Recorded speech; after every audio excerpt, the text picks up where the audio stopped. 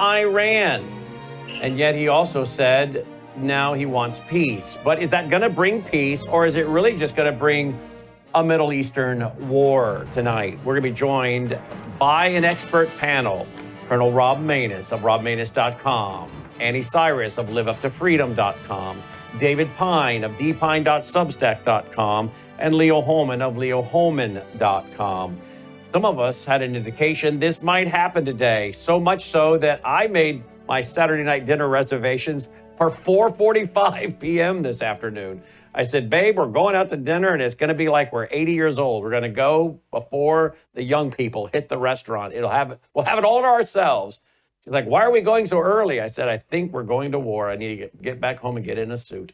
So here we are. Good thing I did it. You know what, by the way, I think these senior citizens have something going when they hit those restaurants at 4:45. I think that might be my pattern. I loved it. I had the whole place to myself and a lot of attention from the waiters and waitresses. But a lot of folks were standing by waiting for this to happen, thinking it might be in the next several days, but it has now happened. We are now getting footage out of the Middle East. Here are some of the first shots coming in tonight as I go to my computer there. Look at that. And we're going to bring you more as we bring on the panel tonight and discuss it. It is not going well for President Trump, even among some of the MAGA crowd. Some of the more conservatives. Congressman Massey has put out that this is unconstitutional, what President Trump has done. Alex Jones has put out an image of President Trump's picture merged with that of George W. Bush and said, is this what you voted for? I'm wondering if George H. Bush, George W.'s daddy, isn't he the one that said no new taxes, read my lips? And that did not go well for him in his reelection bid. I'm wondering if this could indeed be a political issue for President Trump for the midterms. I don't know. There's a lot of debate on this online tonight, but we're going to bring on a panel. They're going to share facts, and of course, they're also free to share their opinions and thoughts on this, because I'm sure you want to have their opinions and thoughts as well as the facts we can present in this very fluid situation. Why don't you tweet, text, email, Facebook, Getter, True Social? Well, I don't know. True Social may not even be up, because we heard that within minutes of President Trump announcing this on True Social, it went down. I don't know if that was a cyber attack or just too many people going on True Social, but hopefully it'll come back up. But please tweet, text, email, Facebook, Getter, True Social, whatever you do, let your family and friends know. YouTube, X, we're all there on all these platforms. WorldYouTube.com, Roku, our iPhone app, our Android app, Truth Plus, we're on there as well. Rumble, I think we're there. We're on all kinds of platforms. We are hearing that the president will address the country tonight at 10 Eastern, 9 Central. That will be in about an hour and 25 minutes. Joining me now is our very esteemed panel, as I already said. We're going to be joined by Colonel Rob Maness, Leo Holman, Annie Cyrus, and David Pine. Folks, thank you for so very quickly interrupting Logan, or Leo, if we get you to frame in just a little bit. We're getting the top of your head chopped off. But if we could get, thank you for joining us tonight and interrupting your Saturday evening, guys, to be with us. Let's go first to you, if we could, David Pine. We'll let you go first and set the tone of the evening. David, what are your thoughts? This came a lot. You and I have been texting pretty much on and off all day. Leo and I have as well. Annie and I have had a phone conversation today as well. Annie and I didn't think this would maybe happen for another day or so. You and I think, thought this might start tomorrow evening, U.S. time. So this kind of caught a lot of people off guard. What are your thoughts tonight, David? Well, this is a disaster for U.S. foreign policy. The U.S. has been, under President Trump, has been trying to promote peace, and instead has started this new war. And this war is it's not with a small country like Iraq or Libya or Syria. This is a country that's arguably a great power. It's a country that has 75 times more territory than Israel. It's got over 9 times more population. It's got a strong army, Air Force and Navy. Nothing there really. But it's got a massive nuclear-capable missile force, as we've discussed. It likely has underground nuclear missiles. Certainly, we know of mobile MRBMs deep underground and missile silos that remain untouched. It has 2 super EMP satellites, as Tommy Waller, a former retired lieutenant colonel in the Marines, who is CEO of the Center for Security Policy. It's got a wide range of capabilities to retaliate against this attack from the U.S., including cyber offensives. It has perhaps the fifth strongest cyber offensive capabilities in the world, behind the U.S., Russia, China, and North Korea. And it has terror cells. It has terror cells that have been in place for the last 20 years, which could take action along with PLA special forces to take down our grid from within or conduct sabotage or assassination attacks. So this is really opening Pandora's box. And the only question is, how does Iran respond? If Iran responds in a measured way that doesn't kill too many American soldiers, maybe Trump could say, okay, we attacked you, you attacked us back. Let's do a ceasefire now, and we won't retaliate to your retaliatory strike. But I think it's much more likely that Trump will respond tit for tat, just as Iran and Israel did during the previous missile exchange last year. But this likely will just keep escalating up the nuclear escalatory spiral. And so how quick do you think we would receive retaliatory strikes from Iran or their proxies, David?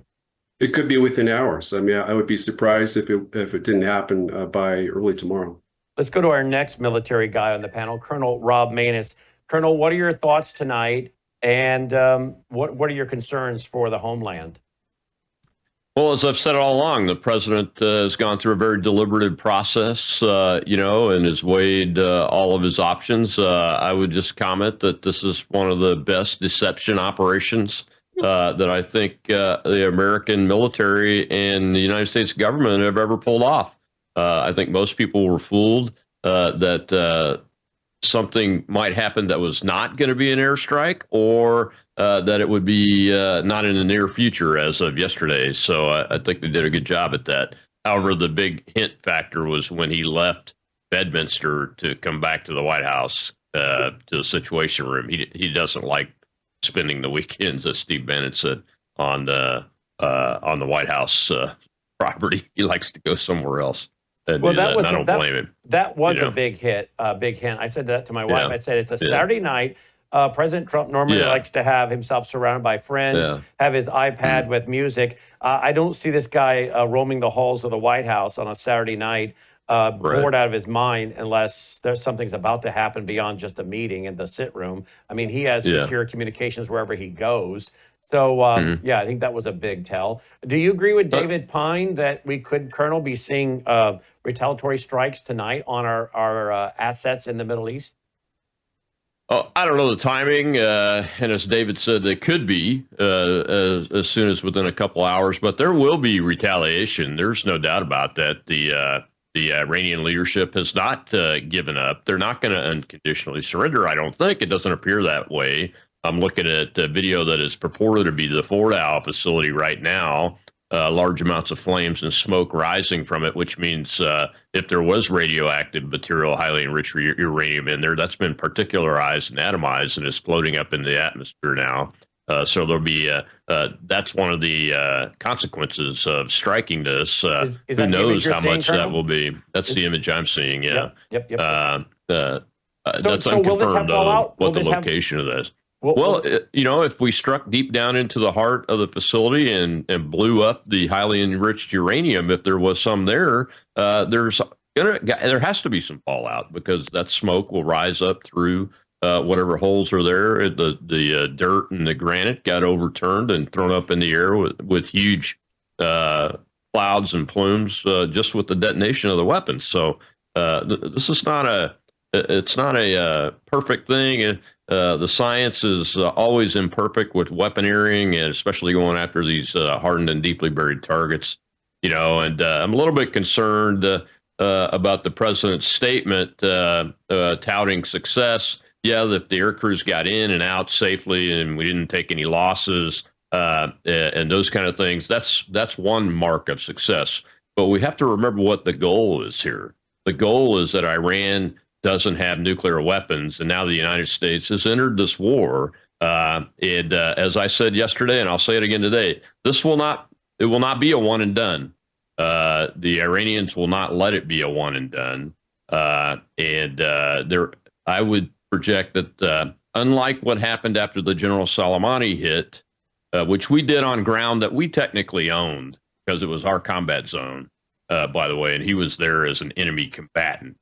And that the response for that was a minimal missile strike. Didn't kill anybody that I remember, but it hurt a lot of people and those kind of things. So, and that was minimal. And then the president, was restrained and didn't respond to that and let it go. But I don't expect that will be the case this time. I hope I'm wrong. I tweeted out, look, action taken. I hope my colleagues and I are completely wrong about all of the unintended consequences that could come of this. Pray for peace and keep your head on a swivel, especially here, because we know there are Iranian cells in this country.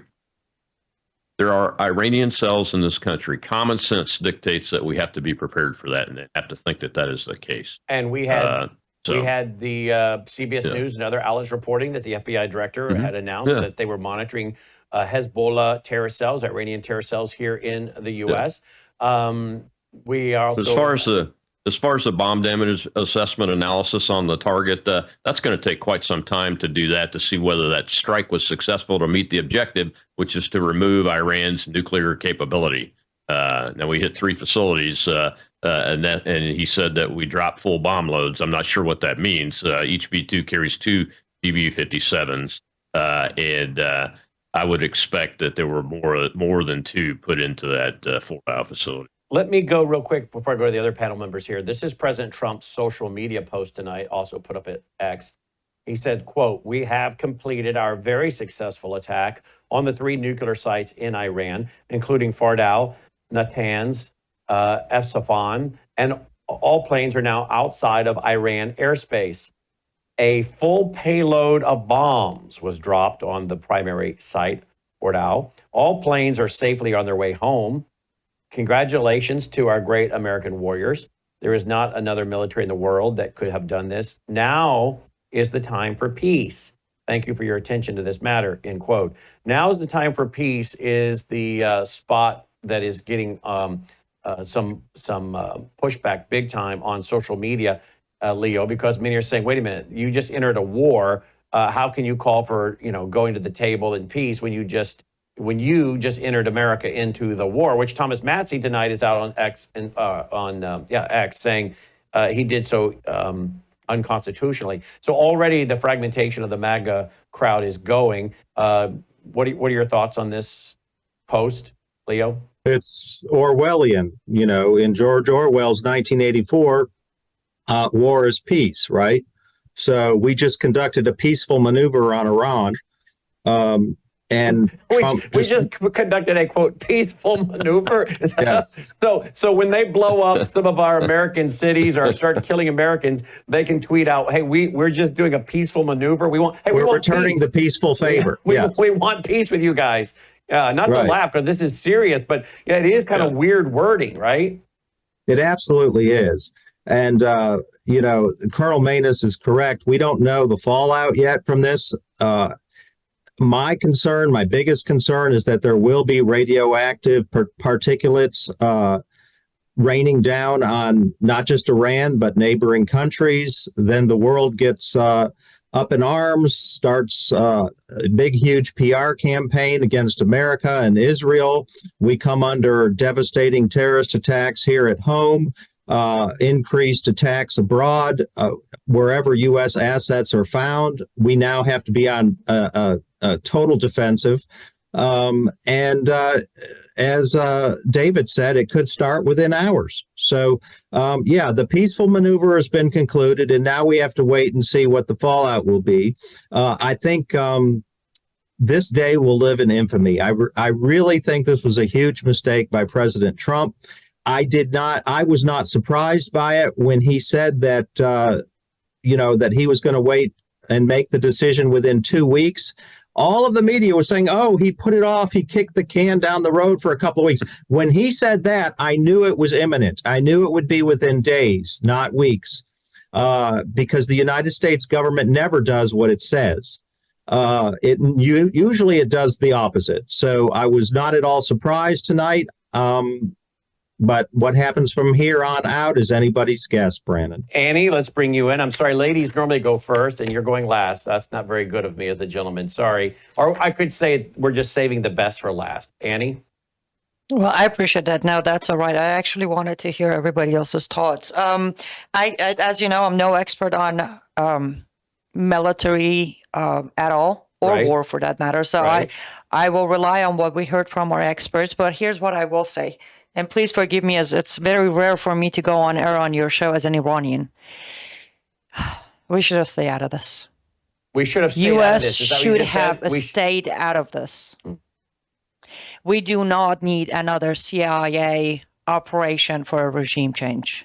Nor do we need the peacemaker to try to say, hey, Israel, look, we just neutralized the nuke. You go for a ceasefire. I'm going to make a deal with mullahs. On both ends, as an Iranian, I pray neither one of those games plays out. She mentions the CIA guys. I don't know what your thoughts are on this, but there's a piece tonight at the Gray Zone. Trump official to Gray Zone. CIA's Radcliffe acts as Mossad stenographer on Iran. A Trump official tells the Gray Zone that Israel's Mossad is using CIA Director John Radcliffe and U.S. sitcoms General Michael Corella to influence Trump with cooked intelligence on Iran's nuclear program. Inside the White House, dissenters have been isolated, setting the stage for a regime change war that could cost American lives. Does anyone want to push back against that, or say that that could be? Let's go with you, David. You want to push back against that, or say no, that's could be? Because Annie brought up the CIA. It reminded me of that article I read this afternoon. It's exactly what I've been saying. I didn't know that Ratcliffe was that far on board with the Mossad, disinformation campaign that has been executed against President Trump for the last 2 to 3 months. But certainly, I knew that he was heavily involved, with Waltz, Rubio, and also CENTCOM Commanding General Kurilla. And, they've just been parroting, fake, falsified Israeli intelligence briefings that Iran is mere days away from a nuclear capability. And that as soon as they, the more important part is as soon as they get that capability, they're going to use it on Tel Aviv and New York, maybe give it to some kind of terror cell. All of that is absurd. It's all false. Iran's likely had nukes for many years. Whether it's just a couple years or 20 years, they have a nuclear arsenal. They have the capability to use it. It's possible that they have a nuke already, forward deployed in the DC or New York City area or Los Angeles. And, maybe they won't do a super EMP attack. I do think that's a likely possibility in terms of a kind of worst case scenario. A cyber attack, I think, is more likely because they could take us down that way as well. But we've really just opened up Pandora's box, and there's all kinds of existential threats that could end with the deaths of tens of millions of Americans. All this from a peace president who promised to save America from World War III and instead may have just started it. Alex Jones put that out on X tonight. What you voted for? What you voted for? What you got? I hope this is not the case. Now, I saw this picture going around yesterday. So this has kind of been a little bit out there on social media, people saying they were afraid that this is what was going to happen. Again, Leo, it reminds me of the George H. Bush, George W.'s dad, read my lips, no new taxes. People are swirling out there tonight with all the former postings on social media by President Trump criticizing ever getting involved in a war in Iran, striking Iran, going to war, going into the Middle East. I mean, I hate to say this, but I'm afraid this is going to be Donald Trump's read my lips, no new taxes of George H. Bush. I think this is not this has the possibility of ending very badly for the midterms. And then, of course, that means the end of his presidency. And then, of course, the impeachment and all the other things are going to put him through and the country through for the last 2 years of his term. Those are all valid concerns, Brandon. In his first term, the globalists launched Operation COVID-19 and were able to derail his first term presidency. It looks like they may have launched World War III to derail his second presidency. And which is what the we've big talked thing- about this week. That we've talked about that. We're like, he's making such great strides domestically. He's doing so many great things. And, you know, my wife said to me that like January, February, March, April, why are the Democrats being so quiet? You know, other than the street protesters, why are most of the Democrats being so quiet? She said they must have something planned. I said, I think they do. I think we now know what it is. But also, you and I had a conversation this week. Nancy Pelosi and a lot of the other characters in the Democrat Party have been pretty quiet the last week on this. And I said, I think it's because they don't want to use up any of the oxygen in the room. They want the MAGA crowd to fight this out. They don't want to take up any press. They want all the focus to be on the dissenters, even inside the MAGA movement, and just step back and let that be the focus. Because a lot of them were kind of quiet this week, were they not? Yeah, I mean, I haven't seen a lot of chatter from the Democrats as to whether we should go to war with Iran or whether we should not. I mean, I would like to know their position on this war. We know that under President Biden, they were quite warlike. Neoliberalism is just as dangerous as neoconservatism.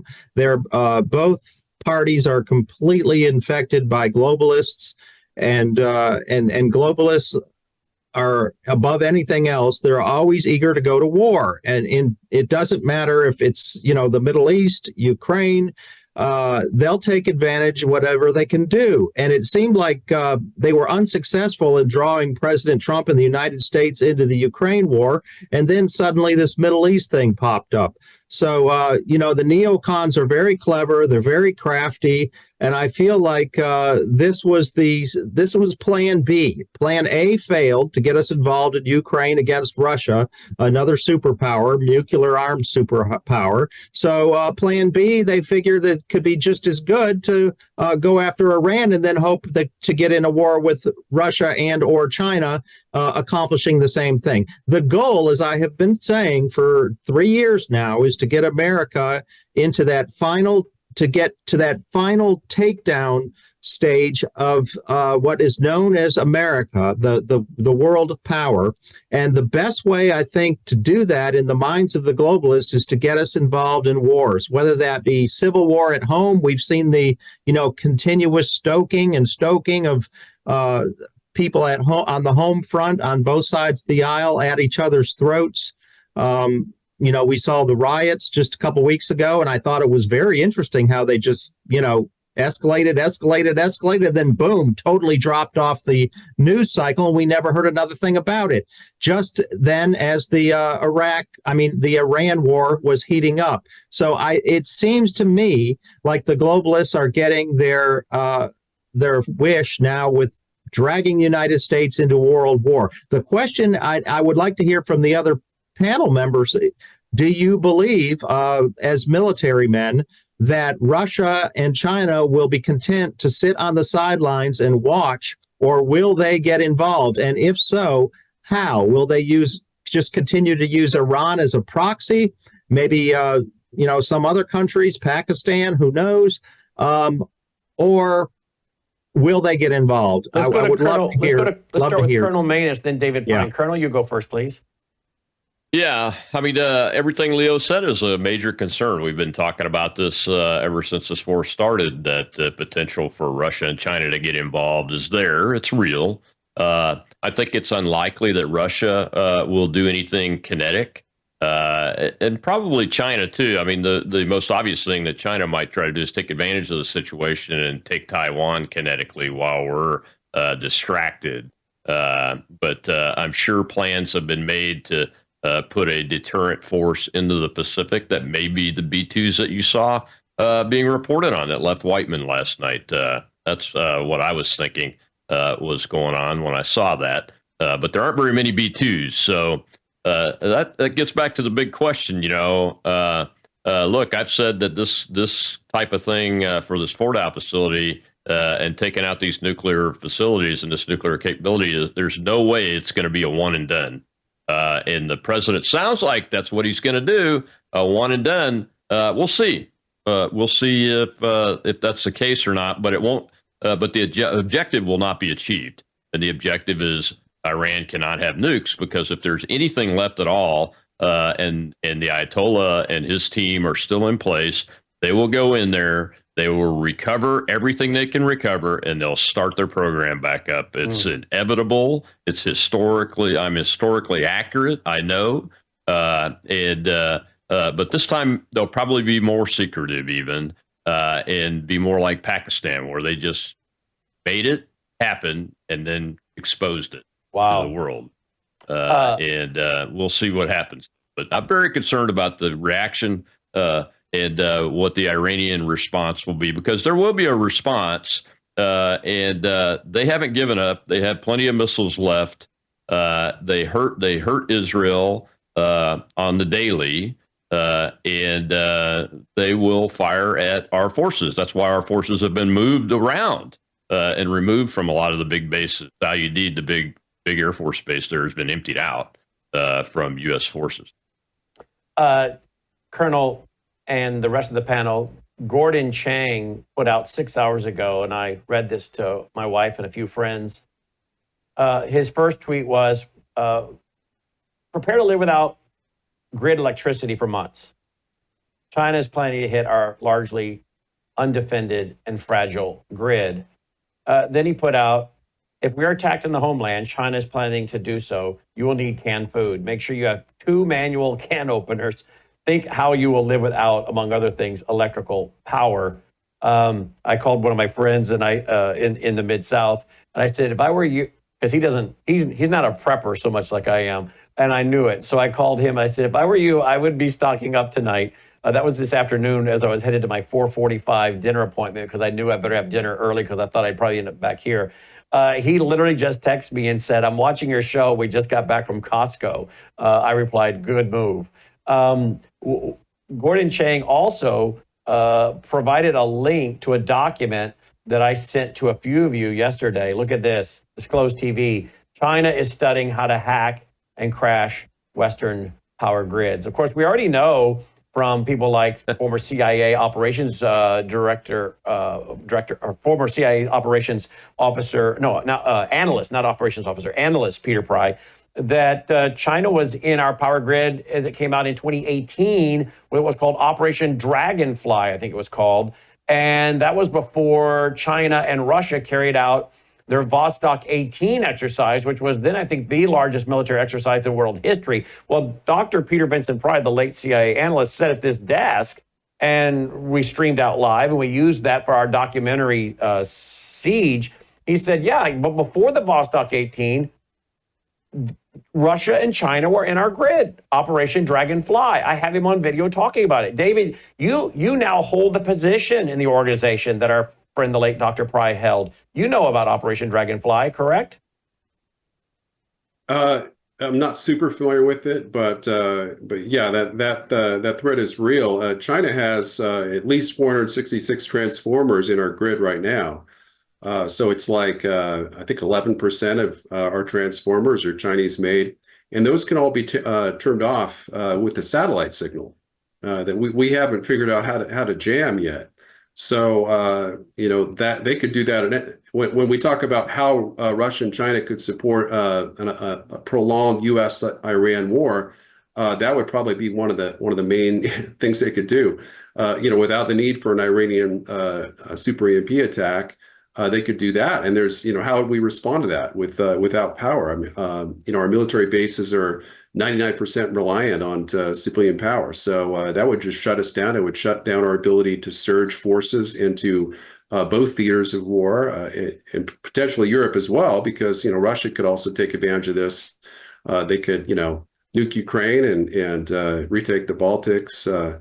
And there's not a lot we can do about it. But most likely Russia and China will ramp up their arms shipments to Iran.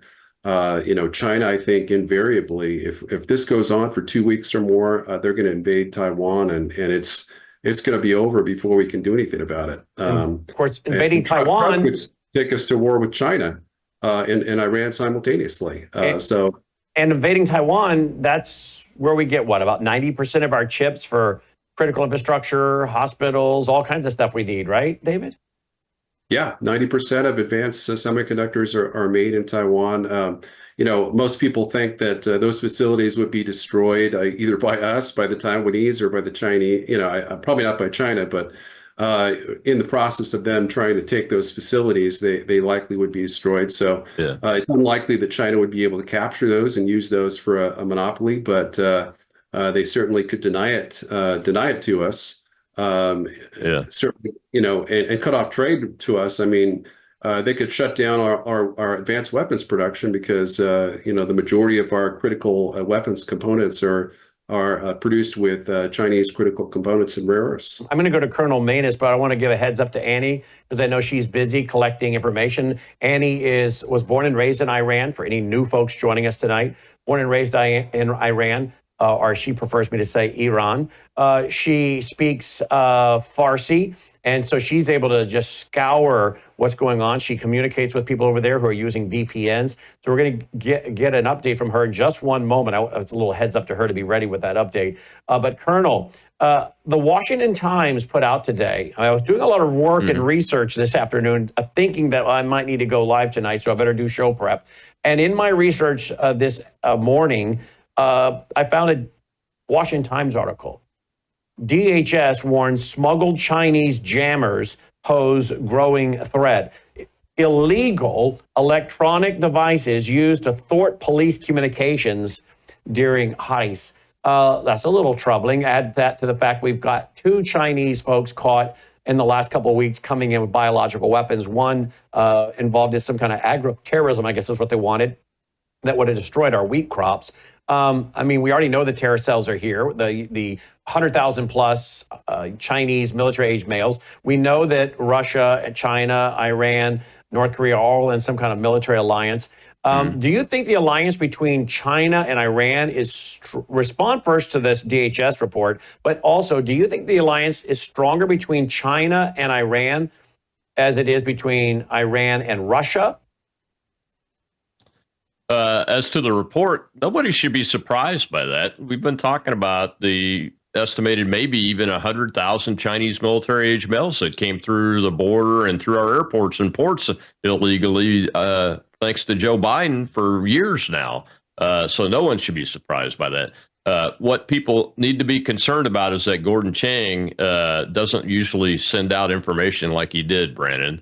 I tweet all the time, hey, buy more guns and ammo and train and talk to your neighbors. And I talk about it on my space that is broadcast along with my show on occasion, because people should be exercising their Second Amendment right. And this is the reason right here. We are at risk, and you should be really prepared for anything right now, because there are a lot of people inside this country that want to do America harm. As far as the relationship between China and Iran, look, China, they buy 90% of Iran's oil export. 90%. That makes up 13% of China's oil imports. 13%. That's a huge amount of cheap oil, because they're getting it on the cheap right now due to the sanctions and everything. So just that economic factor and logistics factor gives one pause to see what they're going to do.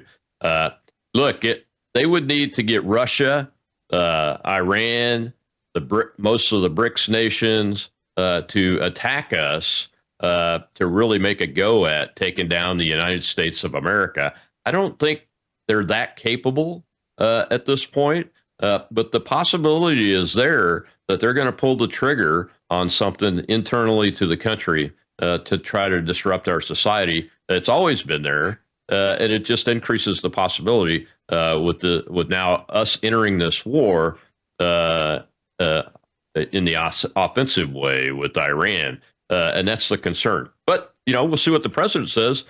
He seems to be thinking this is a one and done thing, but his goal won't be achieved if that is the case. There's no doubt about that. And we will be carrying his address. I'm assuming it's either going to come from the Oval Office or the East Wing. If I had to guess, being a weekend, it's going to come from the Oval Office. Yeah, can I just say one more thing, Brian? The video we were looking at earlier has been community noted that's a strike on Sharan, the Sharan neighborhood, Shahran,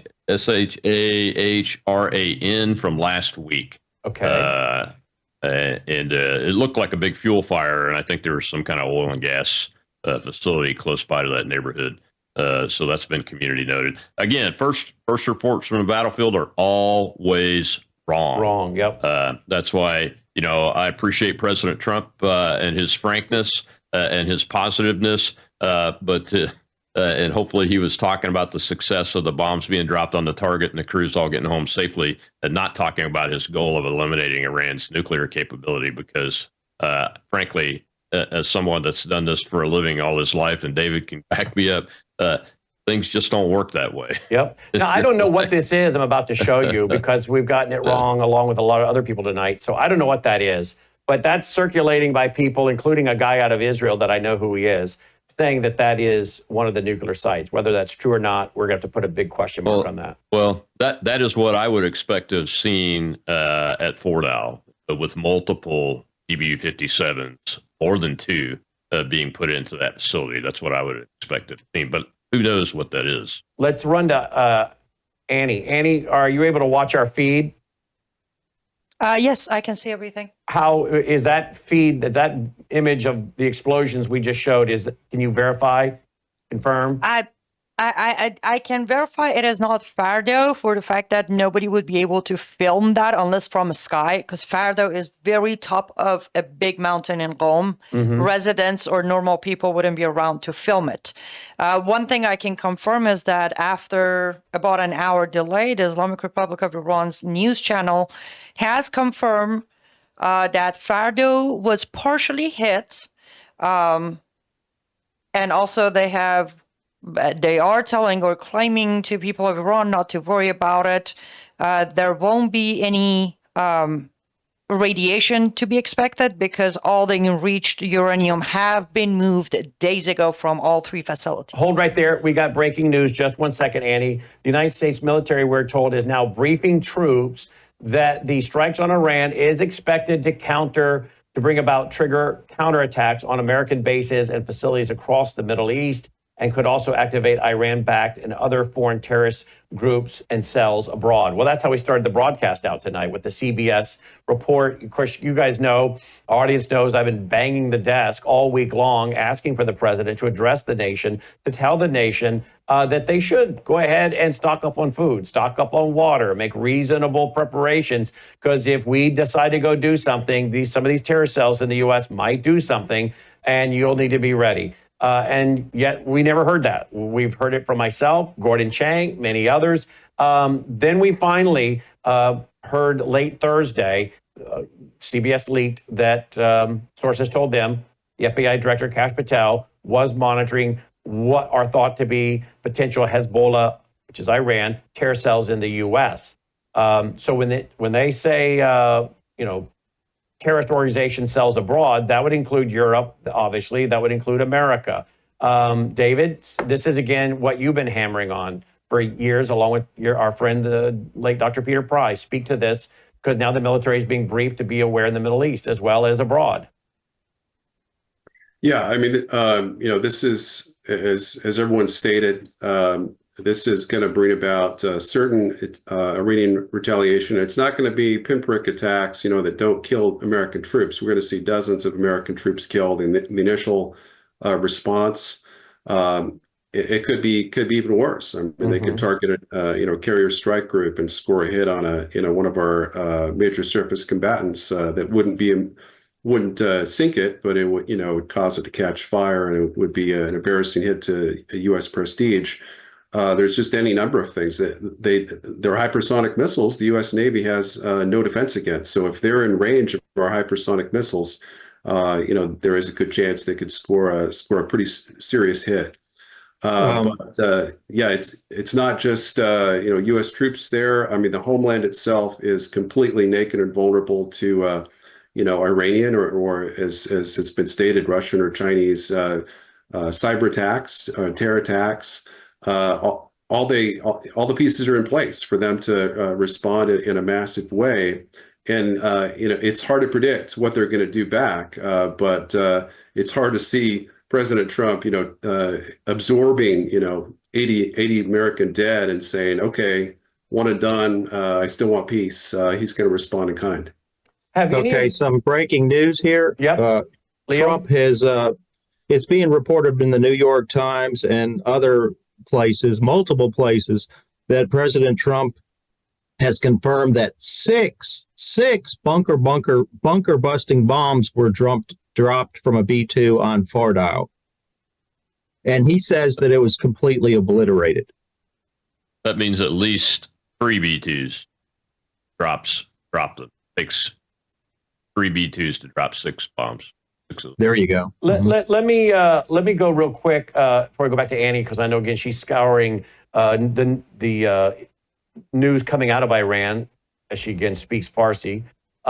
Annie, maybe check. We're getting reports that one Iranian broadcaster reportedly went on TV, said, "Mr. Trump, you started this, and we're gonna end it, and that your bases are within striking zone." If you can confirm that, let me know. This is what we are being told is ESPN announcing the strikes tonight during a ball game. Here we go, and announcing there'll be a live coverage. On Iran earlier today, ABC News will have live coverage. He has said, quote, "We have completed our very successful attack on 3 nuclear sites in Iran. All planes are now outside of Iran airspace." Again, much more. 10 o'clock Eastern Time, ABC News for a live coverage of President Trump's news conference. Now, again, I don't want to be an alarmist, but if I were the police chief in that town where that game is being held, or any other large gathering of people tonight, my concern, Annie, or I don't know who wants to take this. I guess we'll go to you, David. My concern would be all of these people pouring out of stadiums tonight. How do we know terror cells have not been told in advance? If they strike us, you're activated. That's your go. And the concern would be, how does a city, a metropolitan city, deal with tens of thousands of people pouring out onto the street that are massive soft targets, as we have seen in Dallas a few years ago and other cities where you have gunmen just taking to the streets and randomly killing people? I can't imagine being the chief of police or a mayor in a major city tonight, knowing you have tens of thousands of people pouring out. I would think they would want to surround those people and secure that area outside that stadium right now in anticipation of that game going over and being ready. If you're thinking of, as we're being told, the military is saying, be careful of terror cells being activated in the U.S., what are your thoughts on that tonight with these large crowds? David? Well, there's any number of soft targets throughout the U.S. that are extremely vulnerable to mass terror attacks from any number of hostile forces here in the country. I mean, we've talked about Russian nuclear suitcase bombs that may still be present in the country, left over from just the post-Soviet era. So, and maybe Russia lends some of those to the Iranians. Maybe they hand some to some terror cells that they that they view as would carry out such an attack to demonstrate that their displeasure with the fact that Trump just attacked one of their military allies or refused peace in Ukraine when Russia was offering it on a silver platter. We just don't have the FBI doesn't have the counterterror resources to be able to cover and protect all these types of large gatherings of tens of thousands of Americans or more. And so absolutely, the local sheriffs and police departments have got to fill in the slack. But if something like that happens, certainly if we lose our power, I mean, there'll just be total anarchy. The government will collapse, not just the federal government, but most state governments as well. Without the gas stations, the gas pumps working, there won't be any fuel for emergency services, police services. A cyber attack could just take us out. It could be regional, or it could be a nationwide comprehensive cyber attack, which is my greatest fear. Let's go, Annie. I don't know. Again, I know you're joining us by phone tonight. Okay, can I say something? Yep, Leo. Iranian state TV is now displaying. You are reading my mind, Leo, because that's exactly where I was going next. Annie, I don't know if you can see our stream, but this is what Iranian state TV is showing tonight, and they've got a map with all our bases. There you go. Confirm the reality of this report, Annie? Yes, that the report is correct. They okay, few things within that report. They are claiming that President Trump always bluffs, and as of right now, the only report they have are 2 sites, not 3. They also mentioned that, okay, how do I translate this? President Trump, you think you caught us off guard? Wait until morning. I'm taking that as by morning they're going to cut our bases off guard, which wouldn't be off guard. But anyhow, so I can Let me ask you confirm right there, those- Annie. Don't you think, I mean, they've had how long to prepare for this, right? If Israel planned for 10 years for their Standing Lion attack against Iran, moving a truck with these drones into Iran, flipping some of the Persians or Iranians to Mossad, if they spent 10 years planning that, surely Iran has spent several years planning what they're going to do if there is an attack on them, which includes their terror cells outside of their country, close by, near the bases of America and in the country of America, on our soil. Because I remember a couple years ago, Annie, when something was dusting up here with them, they said to one of the presidents at the time, and I think it was Trump during his first term, be very careful, Mr. President. We are very near. We are very near. And you and I talked about it, others. We thought, well, that sounds to me like they're hinting at they've got their terror cells here. With that being said, how long in advance do you think they have been planning their groups that are out of Iran and near those specific bases? Well, that's a tough one to answer. They have been planning since 46 years ago.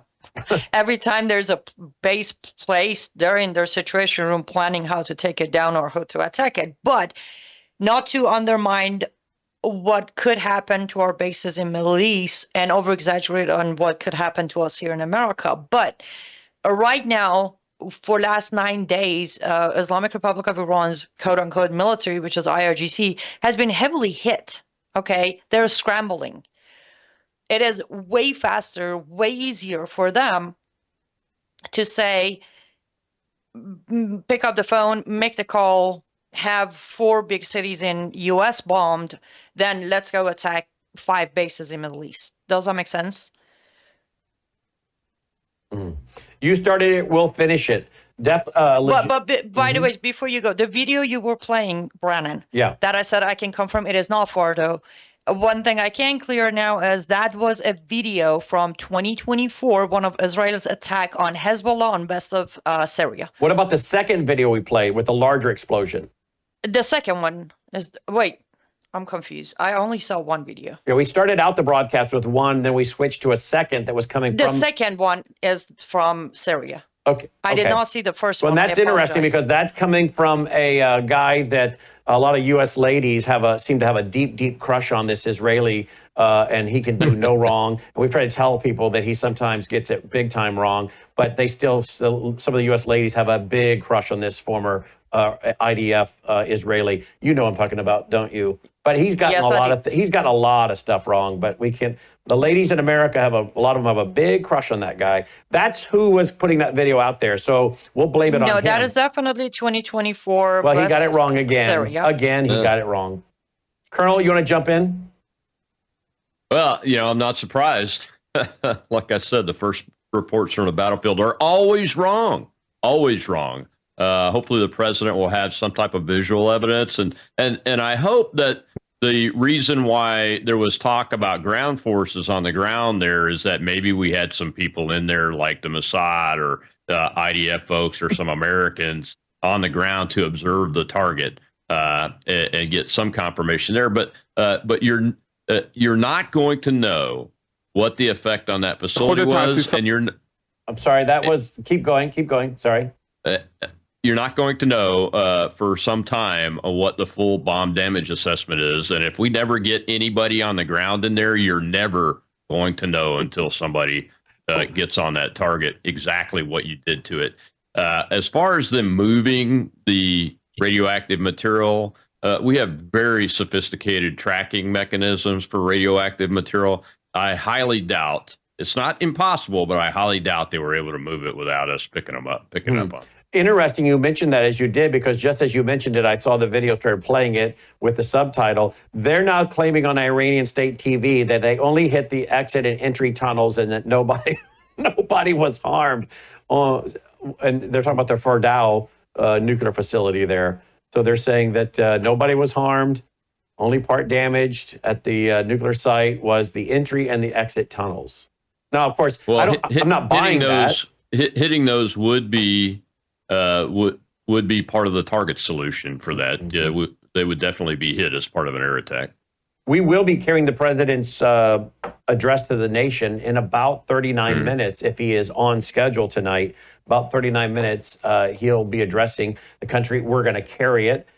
We also can bring in a little bit later another Iranian, former Muslim turned Christian, Shahram Hadian. We might want to reach out, Logan, to Hadia. If you have her, or Hedia, depending on how you say it. If you want to reach out to her, Logan, Hedia, she was with the State Department, former Muslim, now Christian, with the State Department. Her bio is amazing, like that of our other panels. These panelists have amazing bios. She actually surprised us the other night by telling us that she, when I was meeting in a tent with Gaddafi, I was like, wait, and she just kept talking like she didn't say that. And I'm like, wait a minute. Wait, when you were meeting in a tent with Gaddafi, don't pass that over without telling us that story, which she did. I later said to her, did you get a picture with him? She said, no, but he gave me a watch with his own face on the watch, and I still have it. So there you go. That's what everybody wants, is a watch with Gaddafi's face on it, right? Let's see. Yeah, there's so much out there tonight. We have to be careful what we report on. So we'll be careful. Is the Israeli leadership saying anything yet? That's a very good question. Let me check. Don't show this yet, Logan. They're supposedly got guards tightly securing a private room with security surrounding the patient's identity at a hospital, Annie. This would be, I don't know how you say it, Kata'am al-Anabiyah Hospital, and they are putting out there, and it is open source intel, which is a pretty good site. Go ahead and show it, Logan. It is a pretty good site. And in fact, President Trump tweeted them tonight. So obviously he thinks. If it's Khatam al-Anbiya Hospital, definitely somebody big is in there. That hospital is for big ones. Well, you see, they got their automatic rifles out, and they're securing the hallway. So is there any way we can full screen that? I'm trying to make sure they are Iranians. Okay. It just gets blurrier. There is absolutely no sign or anything for me to make sure this is not an Arabic hospital. Again, the faces don't tell me much. One thing I do know is we don't have private clothing as securities. That's one thing I know. Yeah. They're normally uniformed of IRGC with 10 stars on their head or something. Mm-hmm. But I will look into that. Yeah, please look into that because you're saying that that would be a high value target if they're at that hospital. If it's at Khatam al-Anbiya Hospital, that is definitely somebody big. If it is that hospital, though. Now, Iranian military is putting out that the Fordow nuclear facility has been completely emptied and evacuated for several months now. Do you buy that, Annie? They did not say for a couple of months. They said for a couple of days. But the exact report on the TV, what they said verbally was when we were given the 2 weeks notice. That's when they evacuated the facility. I'm getting this from a daily Iran military, Annie. That is not an official thing. Okay. Channel. So you don't think it's several months, but maybe since the 2 weeks? When was it? Wednesday they gave him notice? Mm-hmm. Did President Trump give them a 2 weeks notice Wednesday or Thursday? They're claiming that day is when they started evacuation. Okay. Again, claiming right now the Iran TV is going to lie to their teeth. They are the worst to confirm with, because whatever they say is most likely. I'm just monitoring videos and texts coming from citizens. We are being told that President Trump sent out, Colonel, several decoy bomber aircraft over into the Pacific to manipulate the Iranians, and that the people were saying all day that these planes were too far away from a strike for today, which of course was throwing people off. What, you want to comment on that, Colonel? Yeah, they took off last night, somewhere between 6 and 8, headed towards Anderson Air Force Base, Guam. which is where we have put large bomber forces before at times of crisis to do a couple of things as a deterrent force for the North Koreans if they decided to go nuts. Nowadays, we would apply the same thing to the Chinese if they decided to go nuts. So those aircraft, if in fact they did fly and headed that way, I'm sure they landed and are going to be turned maintenance-wise and put on what we call ready alert in case they need to be used on short notice for at least a certain amount of time until we see how this the dust settles around this attack. I understand that. I think the president's intent. I mean, we'll see what he says. That he intends this to be a singular attack, more than likely. That's what it sounds like to me. Unfortunately, though, in war, the enemy gets a vote, Brandon, and we're in the war now.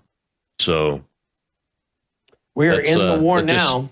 I mean, we've been at war with Iran since I was 17 years old and joined the Air Force as a young enlisted guy during the hostage crisis. But I mean, we're in this war now. So how would you tell Americans? As a nation state. How would you beyond terrorism? How would you tell Americans, Colonel, if you were briefing Americans, and you're obviously briefing our audience, and many of them obviously are Americans. So how would you brief them tonight as far as what they should be doing tonight or tomorrow as far as precautions with these alerts going out that terror cells are a concern even here in the U.S.? What should the average family be doing that's listening tonight?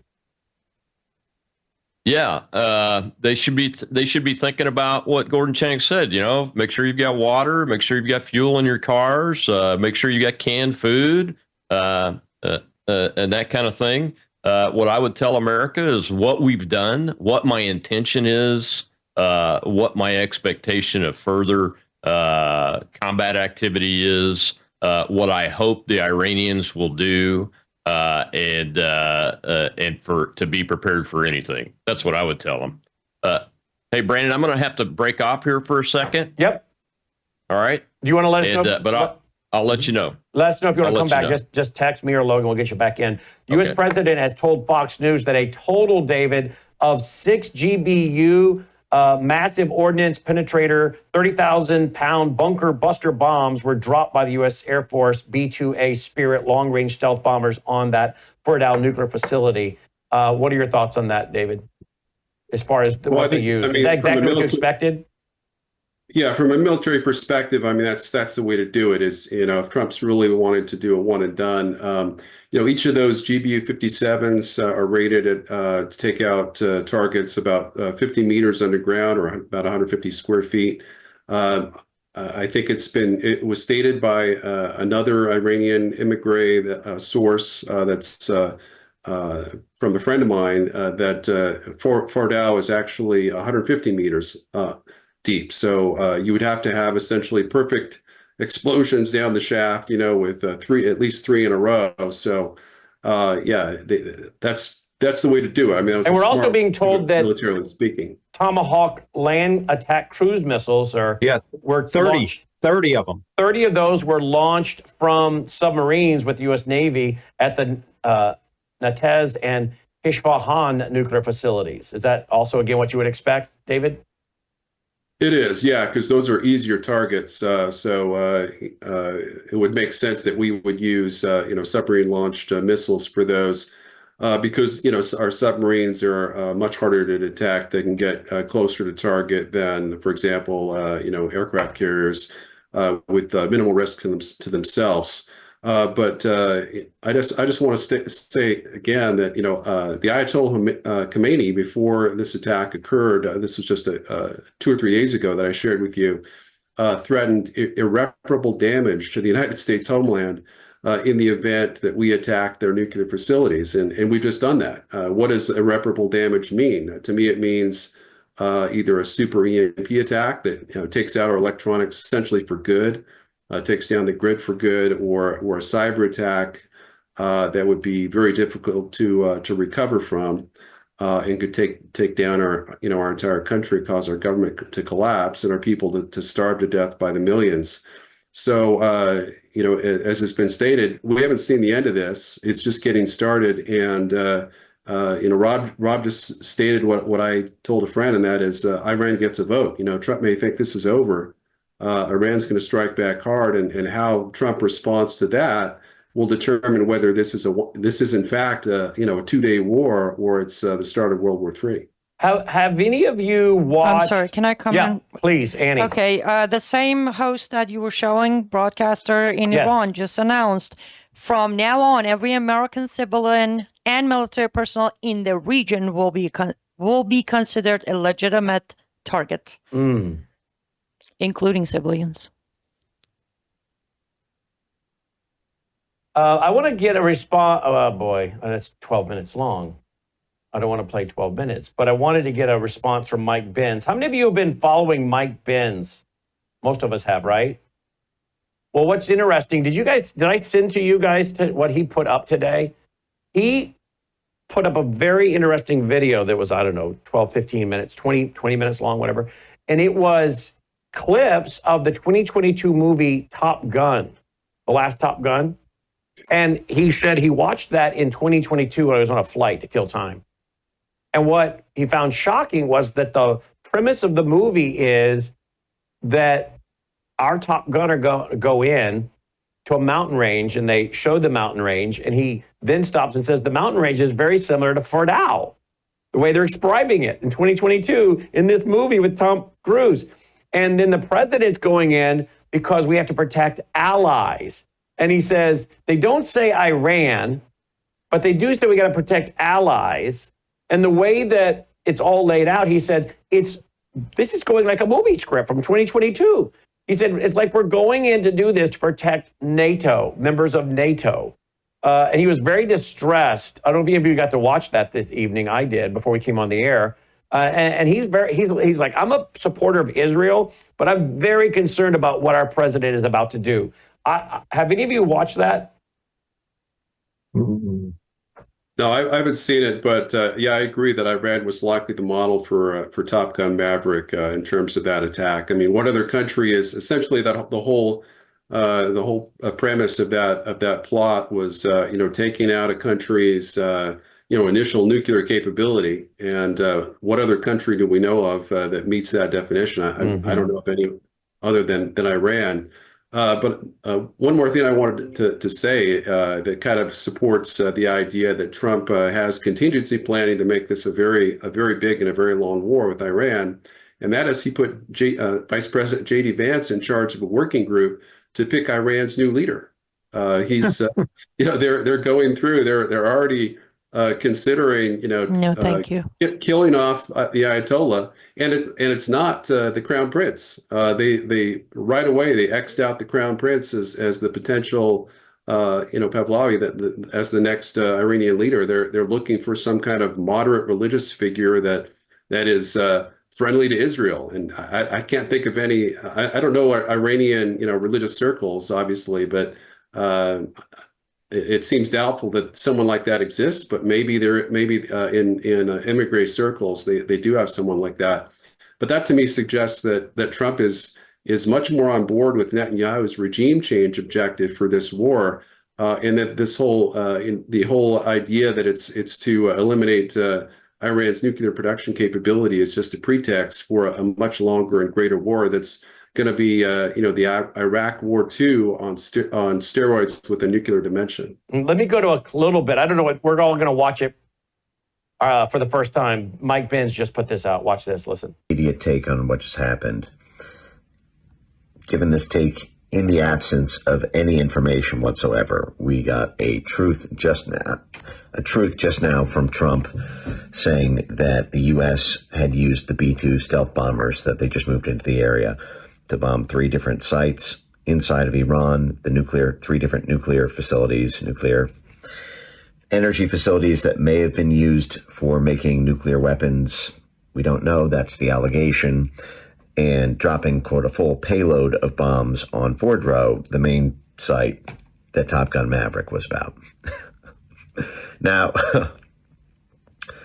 we don't have any information beyond that. And I'm sort of posting this into the vacuum because there are so many questions and so many implications. But I guess I'll just start stream of consciousness with my initial reaction, which is that all of these were nuclear energy sites. And from what he said, it does not imply that there was other military or civilian targets. The first thing that immediately comes to mind is 2018 Syria, when Trump was under a tremendous amount of pressure to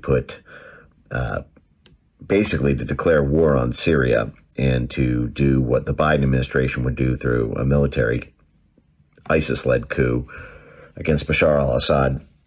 At that time, what Trump did is Trump launched a bunch of missile strikes, but the missile strikes missed, or at least they did very, very little damage, and sort of satisfied the requirement of the perfunctory firing of missiles, which made a lot of people happy that there was military action, but it did not metastasize into a full-scale war.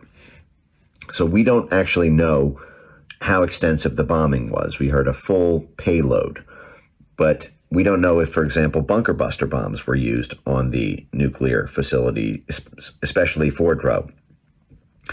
The IAEA came out immediately against the Israeli strikes on nuclear facilities, warning of radiation and nuclear fallout from kinetic military attacks on the facilities in week one.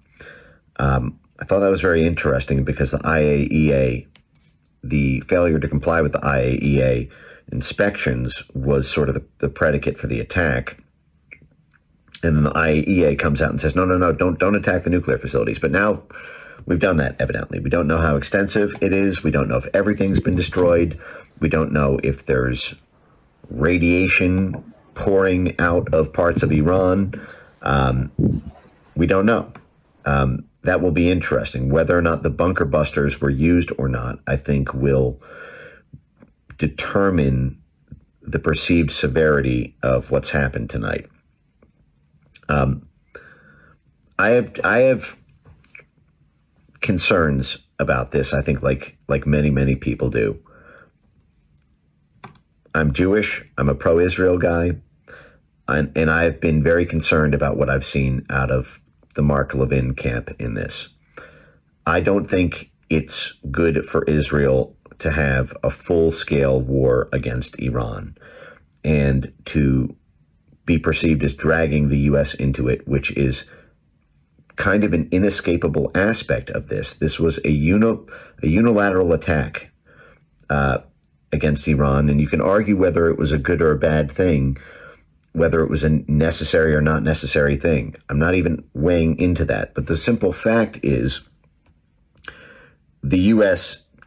did not want involvement with this. The U.S. was negotiating a deal with Iran, and it seems fairly indisputable that the attacks on Iran in the midst of those negotiations were to change the course of those negotiations and to make it so that Iran would not be able to escape a deal on unfavorable terms or no deal at all, which gets to the separate question about what was the real reason for the strike.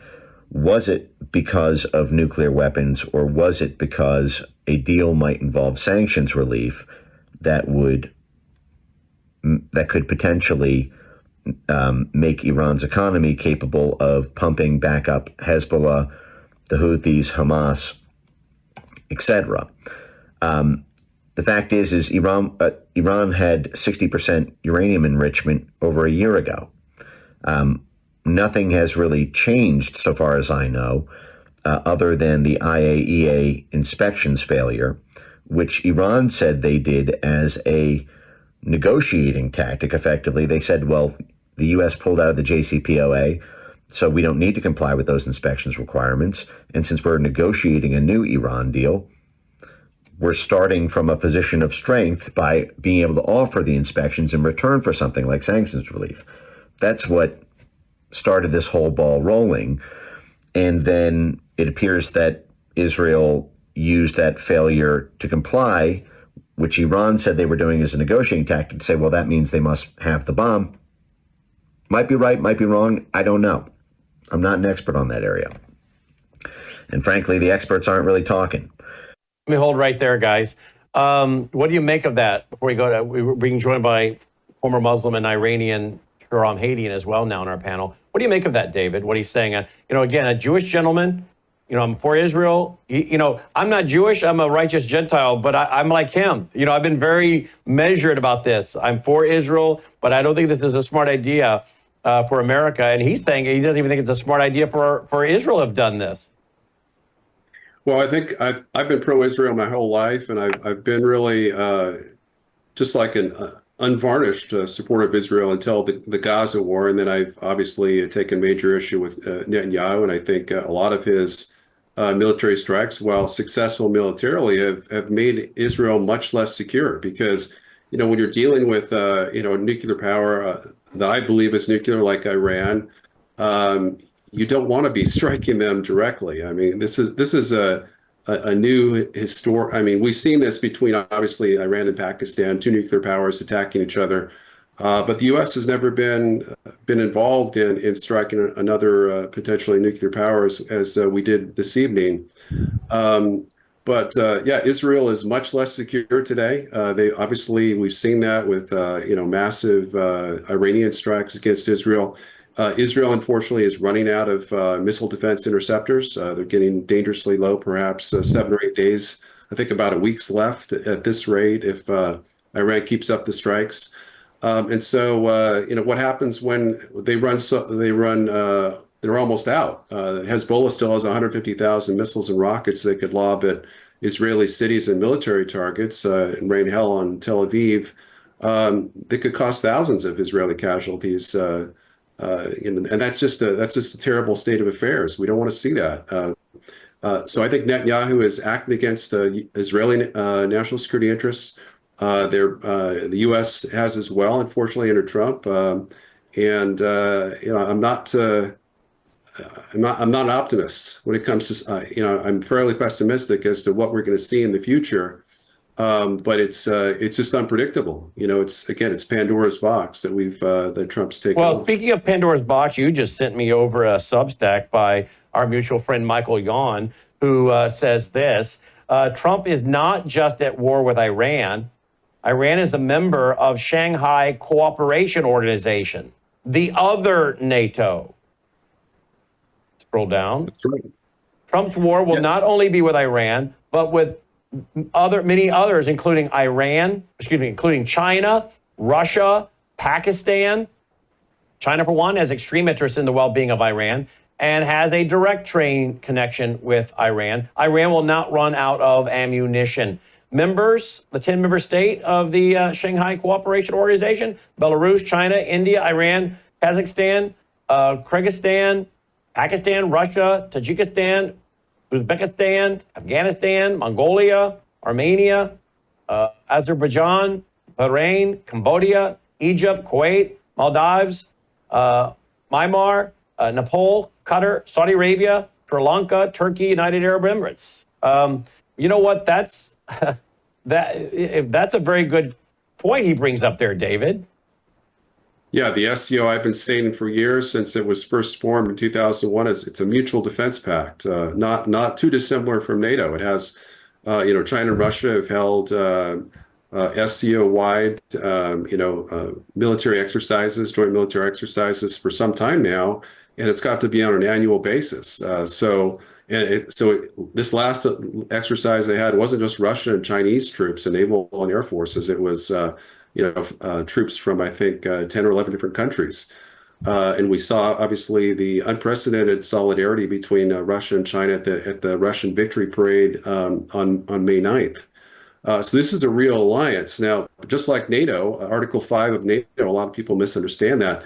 That's not like an ironclad guarantee. That's something, we can fulfill that by sending arms, but not troops. So we could certainly see, and I would expect it's most likely that Russia and China will fulfill their mutual defense obligations to Iran through arms shipments and intelligence sharing, providing targeting just the same way that the U.S. has been providing targeting info to Israel and Ukraine. in our proxy wars against Russia and Iran, Russia and China are going to be providing targeting info to U.S. carrier strike groups, to vulnerabilities in U.S. missile defenses on military bases, perhaps even intel that would help them take down the grid in short order. So those are all possibilities. As Colonel Rob Maness stated, I don't foresee immediate direct Russian or Chinese kinetic attacks against the U.S. I do think that if this war goes on 2 or 3 weeks, or if the U.S. gets hit hard by Iran, it's almost inevitable that China will act immediately to invade Taiwan. Let's bring in Shahram. Shahram, born and raised in Iran. His daddy was a high-ranking military official in Iran, got his family out 6 weeks before the fall of the Shah. He joins us tonight. Shahram, what do you think of the developments tonight? Well, Brandon, thank you for having me on. And I've been listening probably for the last hour to the commentary, excellent commentary. I would say twofold. One is, I think, a measured optimism. I feel a little different in the sense of being measured, because we have been saying for the last number of days that there's one aspect of this Israeli offensive that Israel couldn't do, and that is what just happened tonight. So in that sense, this needed to happen if indeed there is going to be a very strong push against Iran's nuclear capability. I want to remind everybody on the panel, as we're talking about geopolitics and the national security aspects, the one area I guess that maybe I can lend here, Brandon, is the spiritual side of things. Yes. Number one, the ideology in Iran, it has been since 1979, is that the Iranians believe, and this is not hearsay, this is Islamic eschatology. They believe that they have to do everything they can to not only take out their enemies, but usher in this Islamic Messiah and an Islamic world order. Now, yes, there's the difference of pecking order between them and the Sunnis. But bottom line is that has been the consistent view of this regime. They believe that Ruhollah Khomeini, 1979, was the Messiah until he died in 1989. The Guardian Council took over in 1989. Their viewpoint is they must take out Israel. So I'm still bewildered that we're saying here that there's some sort of negotiation with this regime. There is no negotiation with this regime. This regime will lie because Islam lies. This regime will never have peace. They will never seek to get along and allow Israel to exist. So at some point, this has got to come to a head.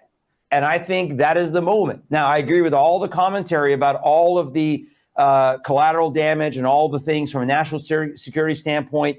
I agree with the comments earlier that our FBI and our national security is woefully ignorant and ready right now for what can happen on American soil. Brandon, you and I have talked about that many times. They do not know the threat. They are not prepared for the threat. The Joint Terrorism Task Force locally are not prepared for what they're going to see potentially in the coming days, weeks, months. But this was the one piece that had to happen for this thing to completely collapse in Iran. And tonight it has happened. So I am, again, just to bring it full around, and I'll turn it back to you. I am optimistic in that sense that Trump did do this. But of course, there's now all the potentials of the fallout. But this is the one piece that Israel could not do. And the other piece is the United States has got to rearm Israel so that they can finish off this regime. Here's what neocon, and I think was a never Trumper. Wasn't Mark Levin a never Trumper, guys, initially? Initially, he was back in 2015. All right. Congratulations to our great commander-in-chief and our great military, and a grateful nation thanks you. He has also tweeted out of another thread from him. Here we go. Watch as neocon Mark Levin live on Fox News says, "Don't you feel relieved? Of course you feel relieved, because these Islamo-Nazis were building nuclear weapons to attack us too." Well, again, there seemed to be evidence from former CIA analyst Peter Pry. They've had a weapon since 2015. But for Mark Levin to say, don't you feel relief, shows you, in my opinion, how stupid the man really is. Because the last thing you'd be feeling tonight is relief. You'd be feeling what all the rest of us are feeling like is, does the country realize the potential internal threats now? Even the FBI director put it out and it got to CBS News. But Mark Levin, I guess, is going to sleep really well tonight. Is this man stupid or is he just evil? I'm just giving you my opinion tonight. But Mark's welcome on the show, but I don't think he has the guts to come on my show. What do you think, Leo? Well, it's interesting that he talks about the Islamo-Nazis in Iran, but he supports the Nazis in Ukraine. Doesn't he also interview all the time? Interview here, real quick, Annie, a guy that likes to run around in a suit. What's the Islamic dude he likes to always interview in a suit? What's his name? We've talked about it many times, Annie. I know, I'm drawing a blank on the guy's name too, and I know exactly. You know exactly what I'm talking about, right? I mean, hasn't he run around? So if he's still worried about Islam, why is he playing patty cake with that guy? Because he believes in radical versus moderate.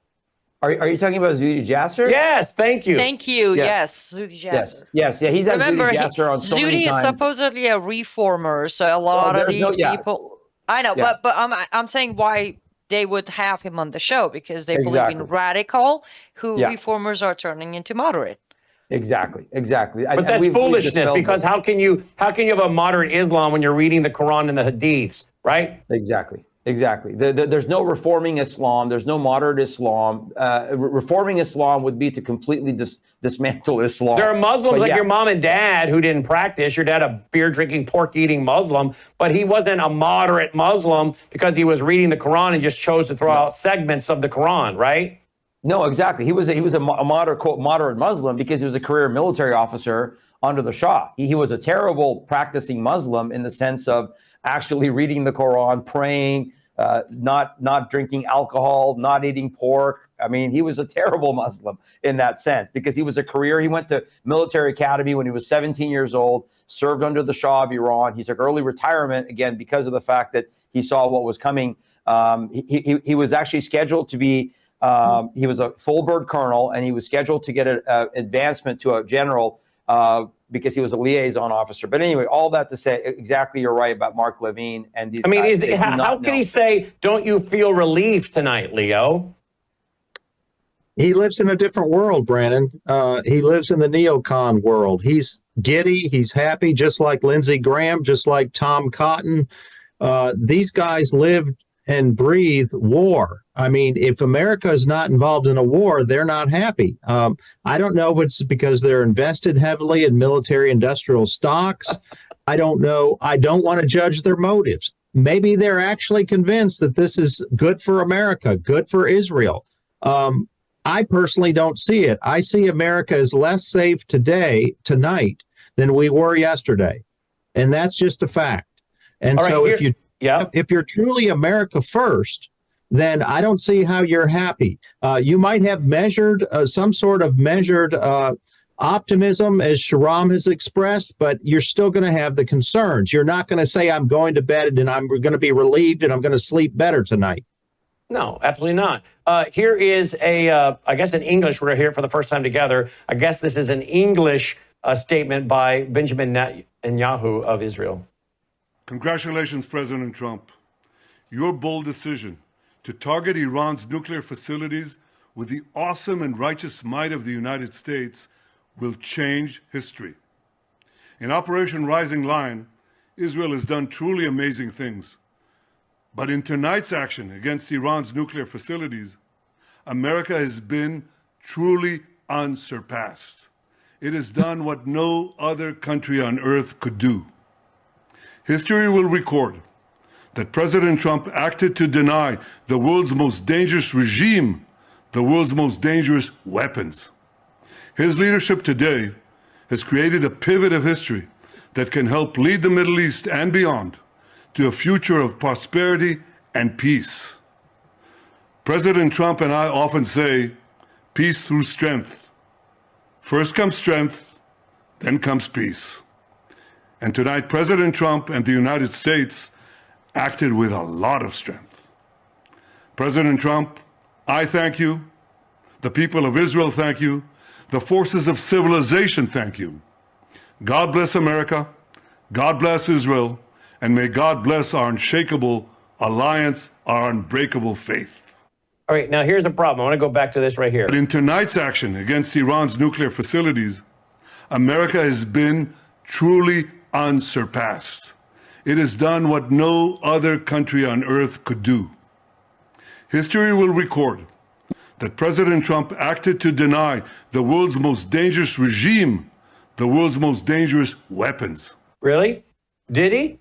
Or do they already have these weapons, David? Because, again, state TV over there in Iran is putting out, what you can believe from state TV, that they've only damaged the entrance and the exit of Fordow, and that all is fine other than that. But how do we know they don't have other weapons? How do we know they don't have nuclear suitcase weapons? How do we know that don't have weapons they can put on drones? How do we know they don't have Club K cargo systems that are in great detail in my documentary Sabotage in 2018? How do we know they don't have those already positioned in places in the Middle East or in America already, or off our shores, or on a cargo ship? How can you make a statement that we've deprived them of these weapons when we don't know, particularly with the miniaturized size of weaponry today? Well, that's exactly right, because the U.S. and Israel haven't targeted Iran's nuclear missile silos. Their nuclear missile silos remain unscathed. Now, some people will disagree with my assessment. They already have nuclear weapons, but those MRBMs and perhaps IRBMs that with mobile launcher erector systems are still there, and they could be rolled out at a moment's notice and pop off some missiles against Israel through the silo doors. And they may have MRBMs, which are on cargo ships or on container ships 200 miles off the coast of DC or New York City, and we won't know about them until it will have 5 minutes warning time and no missile defenses to shoot them down. So the U.S. is very good at creating existential threats. Trump had the opportunity to make peace with Russia as past U.S. presidents to entirely eliminate the Russian nuclear threat. He chose not to do that. He had the opportunity to make a lasting peace agreement with Iran. They had a 5-point peace, a nuke deal. As Annie said, maybe they would have completely violated it, as they kind of maybe did the last time with the Obama deal. But the point is, he's had the opportunity to have peace. He's had the opportunity to eliminate these threats because, nuclear threats are determined by both intent and capability. We know that Russia and China could destroy us and wipe us off the face of the earth. And North Korea could as well. I believe Iran could as well with super EMP attack. Satellites at a moment's notice with no warning.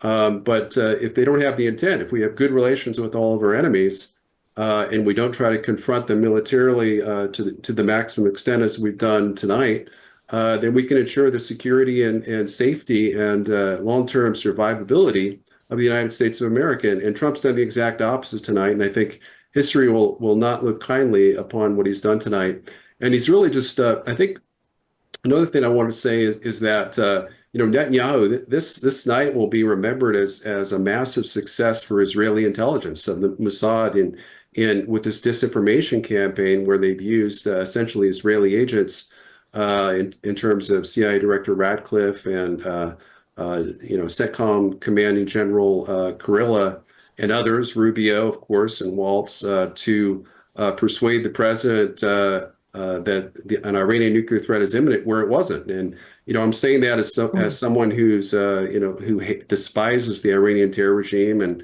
thinks we'd all be better off without him. But you just can't make these kind of these attacks against potentially nuclear armed powers that have the ability to potentially destroy you or severely damage your critical infrastructure and kill millions of Americans, and believe that they're not going to do something in response.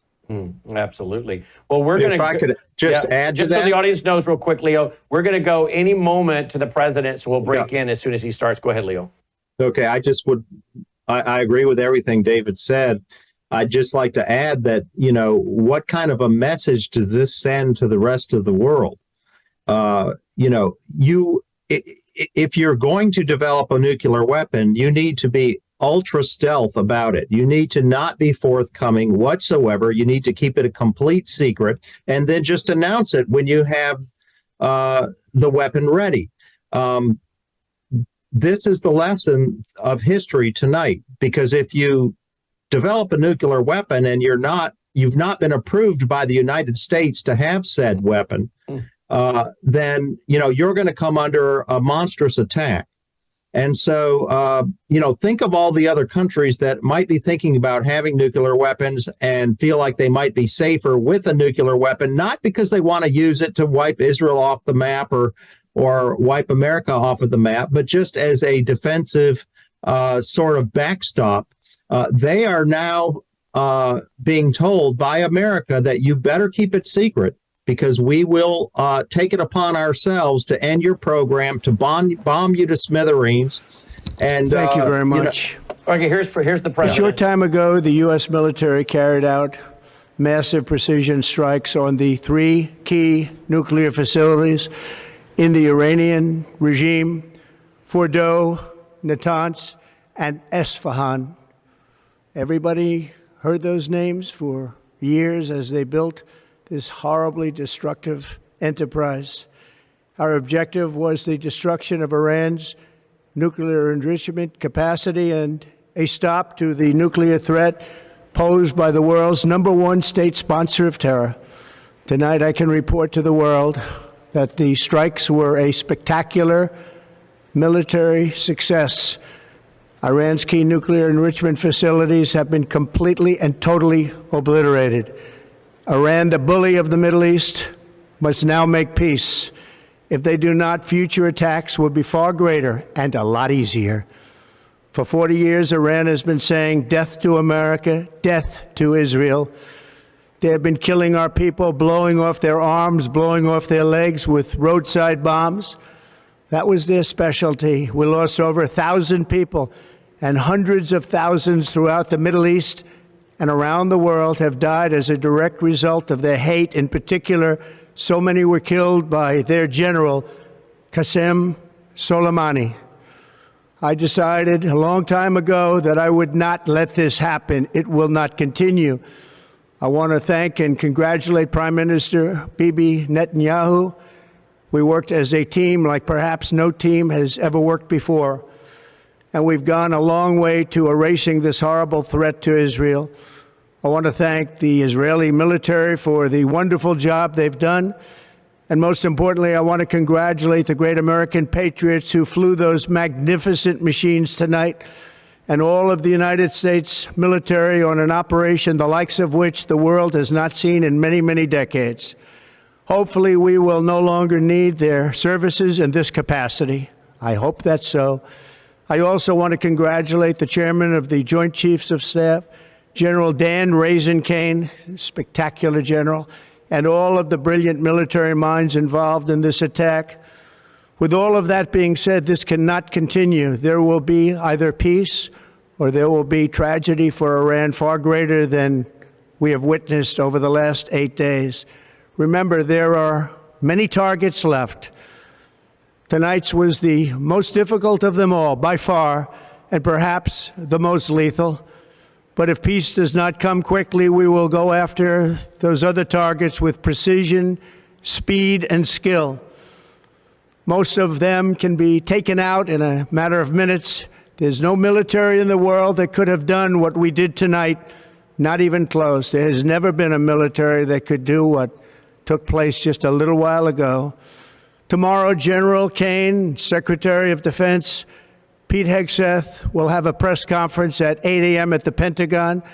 And I want to just thank everybody, and in particular, God. I want to just say we love you, God, and we love our great military. Protect them. God bless the Middle East. God bless Israel. And God bless America. Thank you very much. Thank you.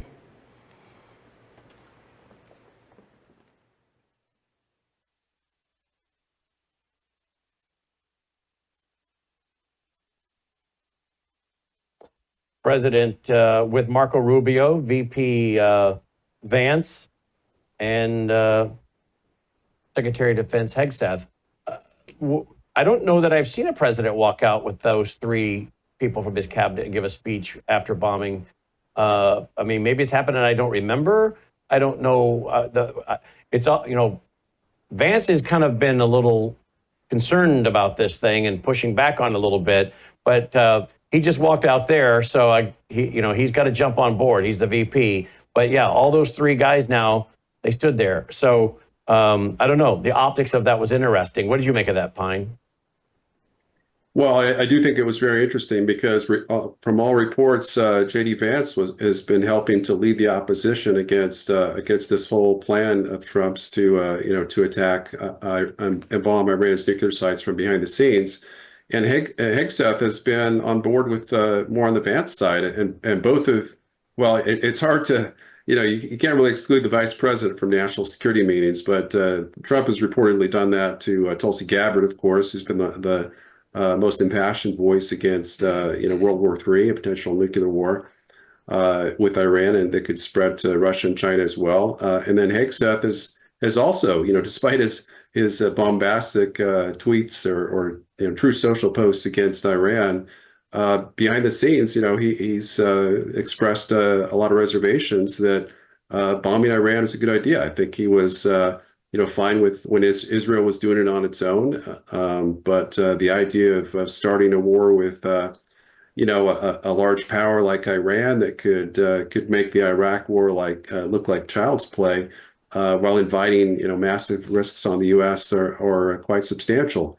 In the same report that I sent you earlier that you quoted from, talking about how Ratcliffe was essentially an Israeli agent, Kurilla is as well.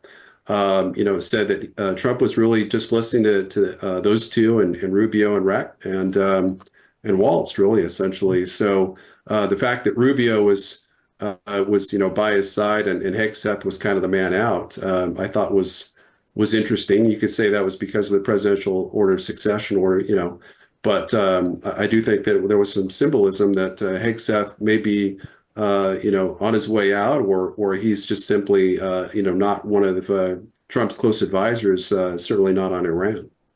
And of course, I want to have response from the rest of you. But again, we're also getting confirmation from overseas that the Fordo's nuclear facility was completely destroyed using 6 huge bunker buster bombs. The nuclear facilities at Nantes and Isfahan were destroyed with 30 Tomahawk missiles launched by American submarines.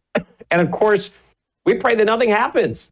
We pray that, absolutely nothing happens and life goes on as usual tomorrow and for the next several weeks. I have no idea what capabilities they have here, and I have no idea what's going to happen. But we should all be very alert, as always, and it's going to be some very interesting days as we get ready to wrap here. Leo, what did you make of the president's address? I thought it was very short. He didn't say anything about Americans should be preparing. It was just brief and very jingoistic. I don't know how else to describe it. America's great. America's the best. Take note, Iran, he did threaten more attacks, you notice, if Iran does not, basically it would square with his call earlier in the week that Iran not just needs to give up its nuclear program, but needs to have an unconditional surrender.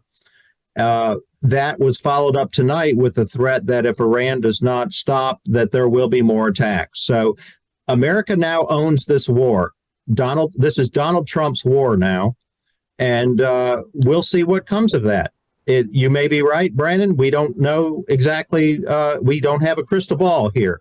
And so maybe this will be it. Maybe Iran will, the Mullah regime will, do an unconditional surrender, and we'll have a new regime, and the Persian people will be free.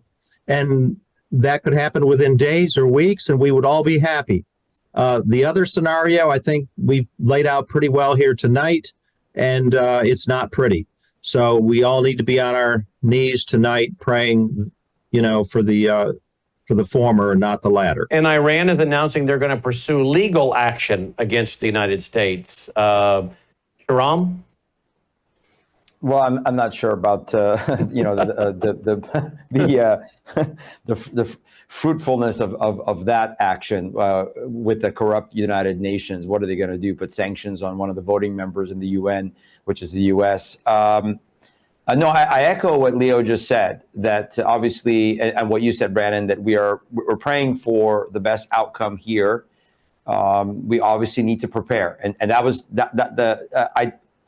I'm not surprised by the demeanor of the president. He had to be strong, correct? I mean, he's got to come out as the president of the United States and communicate the strength. He's got to communicate that we are the United States and we're the big kid on the block. You know, like if you're dealing with a threat to your, an enemy to your house, you want to communicate in strength so they don't do it again. So I'm not surprised by that part of it, but I am surprised that he said nothing about just be vigilant, be praying, anything regarding that. And I honestly, again, as I said before, as I said all in the last 8-9 days, I'm still concerned about the proxies of Iran. I think that's still the greatest threat. I'm not as concerned about their military capability because I think it's been diminished much further than we maybe are realizing from what has been going on, the potential defections, the ones who were turned, as you said earlier, by Mossad or by the Israeli intelligence. So I'm not saying that Iran cannot strike back. The greater concern probably remains with what you said earlier with China and that joint agreement. But I will say this, and again, I'm not trying to be argumentative tonight at all, but I will say this. My disagreement here with the panel would be only this, that there is no lasting peace with the current Iran. There is nothing lasting about what is going to happen. So we know Iran is in Bible prophecy. We know there are things that have to happen. So, there is an element that history has to go forward. So if I'm excited for any part of this is because God's word is moving forward. God's word is coming to fruition with what has got to happen. God is going to put a hook in these nations that will come against Israel. So I'm not excited. I'm just saying I'm excited that God's word is true, but also that there is no lasting peace with Iran as it is. None whatsoever. That is not a factual statement in the reality of what Islam is. Geopolitically, you can try all day long.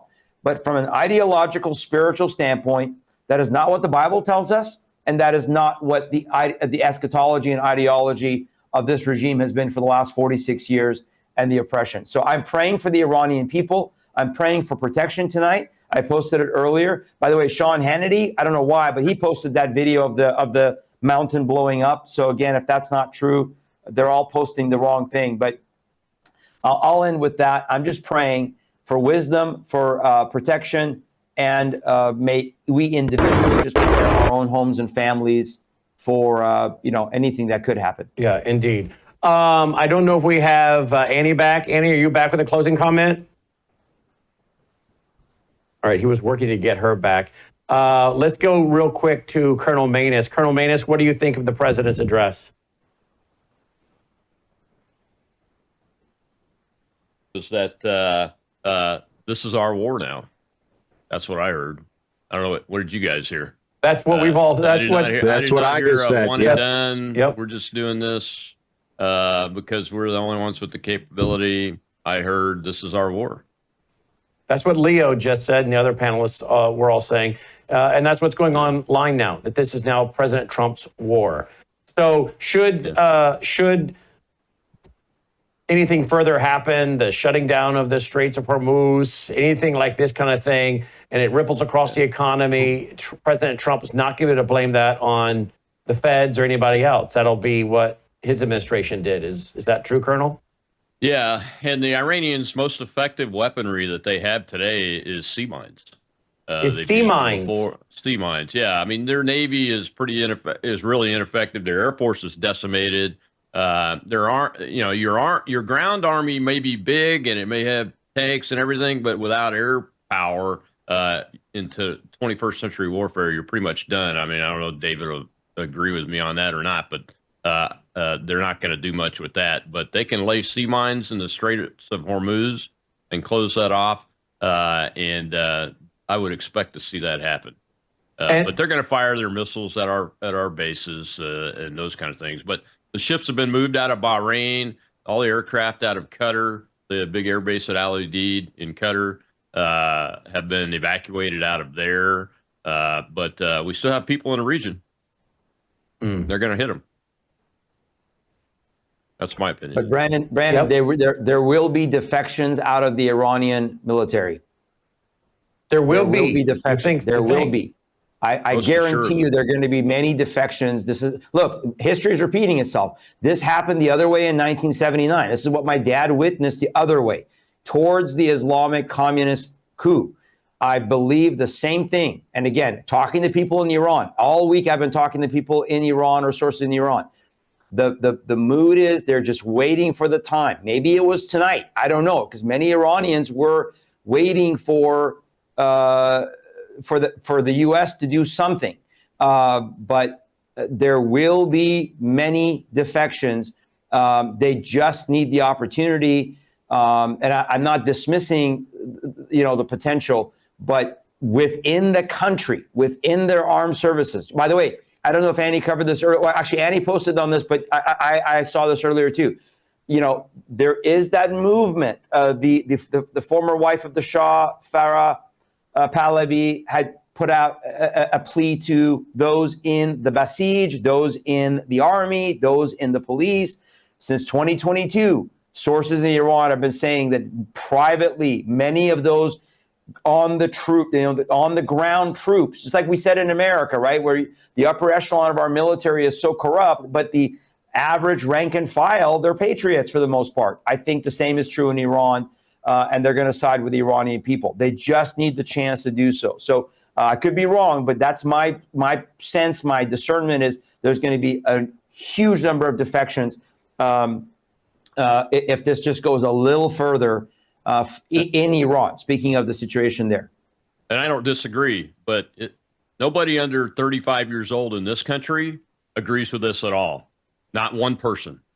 Nobody agrees with this. They've seen us get into these extended wars and kill thousands of Americans and hundreds of thousands of folks that live in these countries, and they've been abject failures in our foreign policy. And I hope the Iranian people rise up and they're willing to spill their own blood for their freedom, because the young people in this country are going to oppose it and they're going to protest. And if it comes to this president putting our children in there, their parents are going to protest it too, because we've had enough of trying to create democracies in countries that aren't willing to fight for themselves. So I've been encouraging that all week, that the Shah's people or the Crown Prince's people and the folks at the NCRI need to be coming together and working together and activate their personnel inside this country and get this ball moving.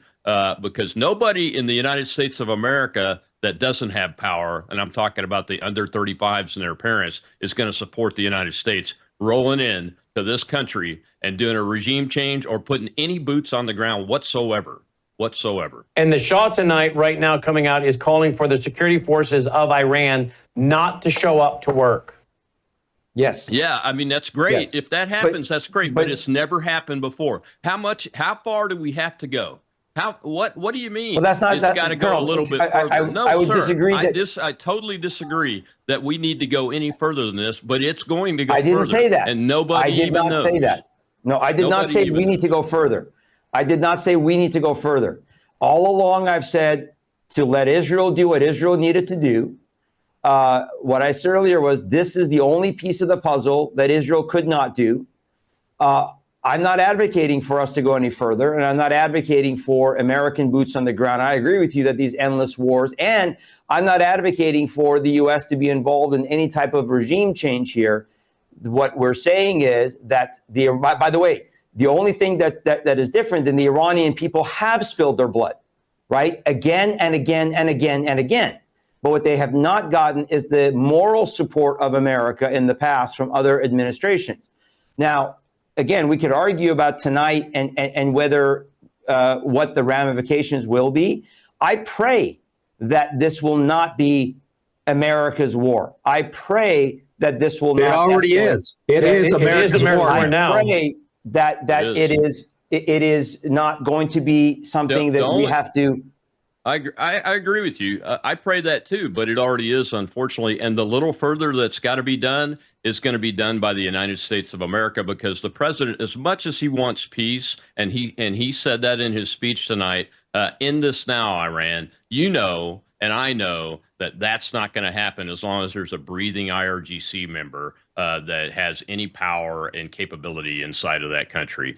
We all know that. So the little further that's got to be done is going to be done by the United States of America, or it's not. And he said tonight that he told the American people, at least with my ears and my wife's ears, who is not a national security expert, I asked her what she heard. She said, "It's our war now." Yeah, and he said we may do more strikes, right, Colonel? Yeah. Yes.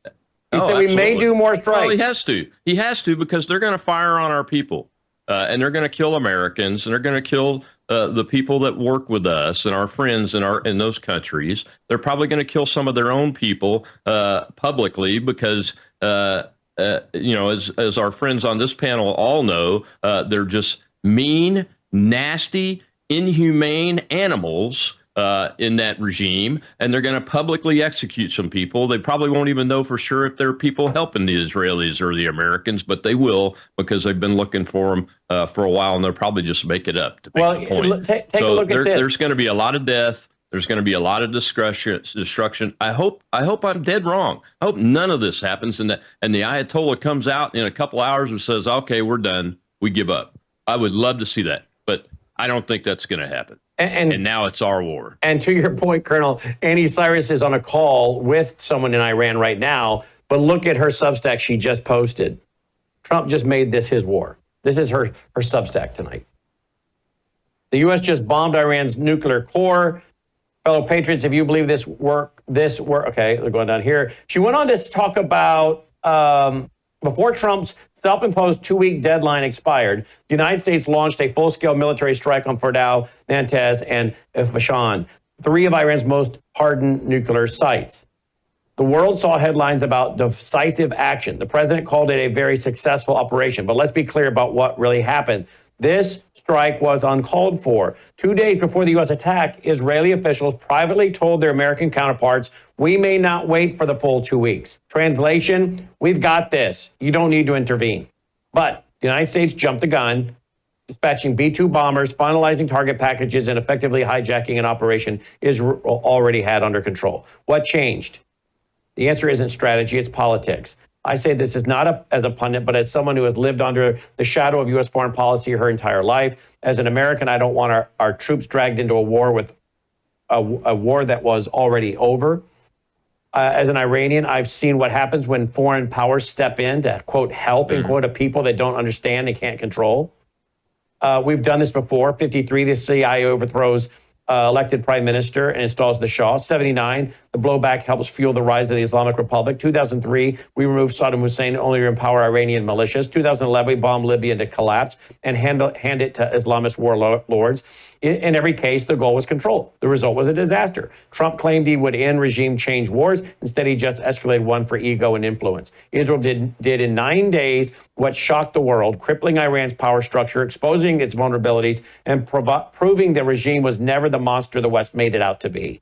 Trump didn't intervene to lead. He intervened to headline. And now that the fire's lit, watch how fast the blame shifts. When the backlash comes, when embassies burn, oil prices skyrocket, and sleeper cells activate, Washington will do what it always does. Israel forced our hand. We were just supporting an ally. We didn't want this war. They dragged us into it. They begged us for help. The narrative is already loading. Closing comment by each and every one of you guys. Let's go with you first, Leo. Wow, powerful words there from Annie.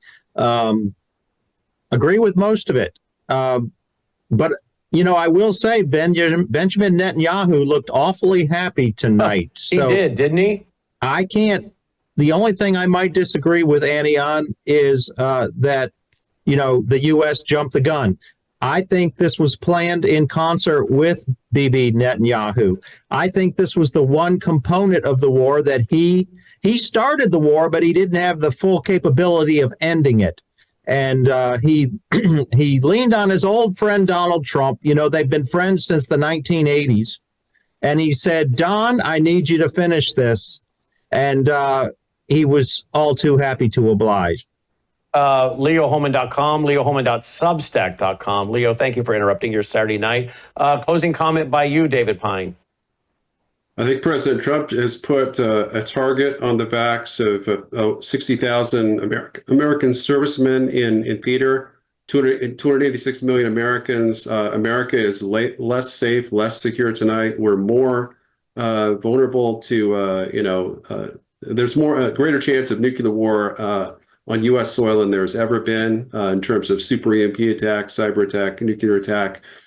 Trump this is a transformational moment for his presidency. He will be remembered if things happen the way we think they will. He will be remembered as a failed president who helped to hurt America. Get thousands of Americans killed. Best case, perhaps millions, perhaps even destroy the country.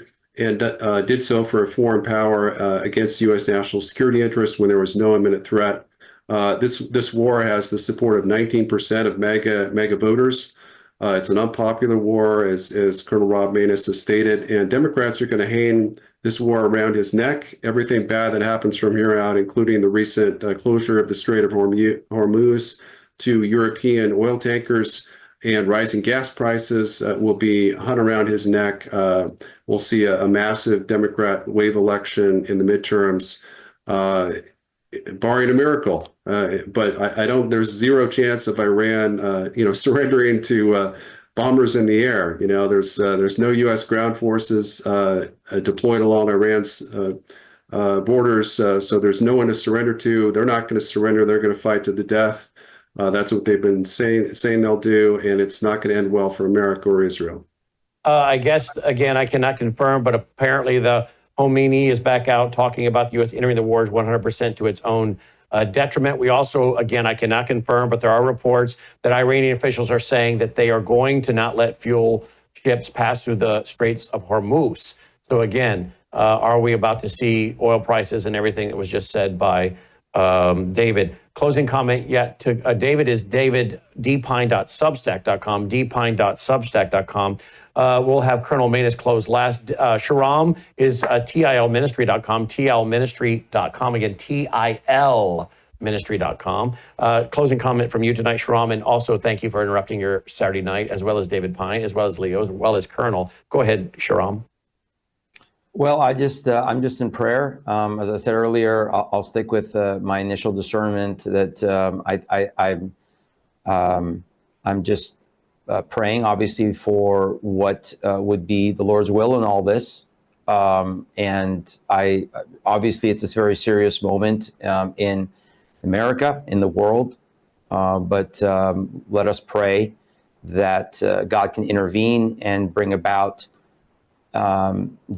the outcome that His will demands and history and prophecy speak of. So this is a very challenging moment, but I do pray that the Iranian people will arise. And I do pray that America will prepare itself against the threats that we have here at home as well, that this would refocus us to better prepare for what is here in America that we've been dealing with. The Islamic threat is not going to go away because of what happens in Iran.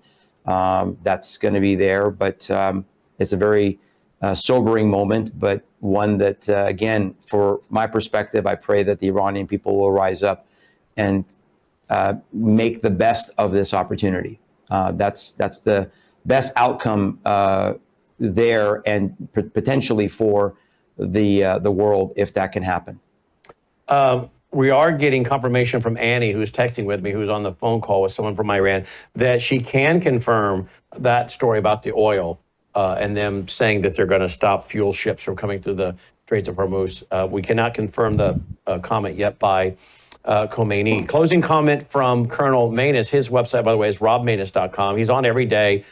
2 to 3 Central right here at Worldview Tube, and that's 3 Eastern Standard of 4 every day, Monday through Friday. RobManus.com is his website. Closing comment, and Colonel, thank you to you for giving up part of your Saturday night as well. Oh, thank you, Brandon, for doing this. I appreciate all the work that y'all and the team are doing at Worldview Tube and the folks on the panel. Thank you all very much for what the Cartoon Network, Fox News, and all of the crazy people that have been pushing this president to do this like you to forget and don't like to talk about is that the enemy always gets a vote 100% of the time. And look, I know the president's intentions are true. He choked up at the end of his speech tonight. I don't attribute anything nefarious to his actions or his thinking. I think that he went through a deliberative process, even though he was talking to Bibi Netanyahu from the very beginning and planning this. I still think he went through a very deliberative process to try to give diplomacy another chance. But unfortunately, this decision was made. And now, if you hear his words tonight in his speech, this is his war and America's war. It's unfortunate, but that's where it is. The strikes appear to be successful from the perspective of getting to the targets, attacking the targets successfully, and getting everybody home back to their bases. And now we wait for the response from the Iranians, both from within their country and inside our own country. And Shahram is exactly right. We need to be paying very close attention to our internal defenses here in this country right now. And we need to pray for our troops that are overseas and our friends in the countries that are our friends and our friends that are inside Iran even.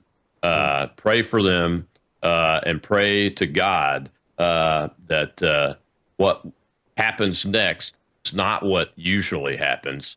And maybe the Ayatollah will come out and say, okay, we're done.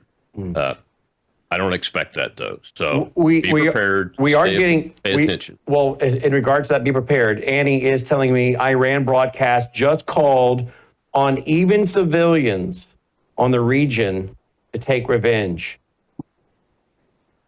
So I guess that would mean, again, any one individual can do a lot of damage in a crowded mall or crowded grocery store. So we've seen the nut jobs coming out for, for Hamas. Even our military installations here in America are soft targets. We've seen that over and over again. We've talked about that. Indeed, we have. And by the way, we got breaking news. It is now coming out here in Memphis. It is just coming out in the last 17 minutes. It's being reported by the Daily Memphian here in the Memphis, Tennessee area. The founder of FedEx, Fred Smith, has passed away at the age of 80. So that's a big deal here to us in the Mid-South. FedEx being headquartered and founded here.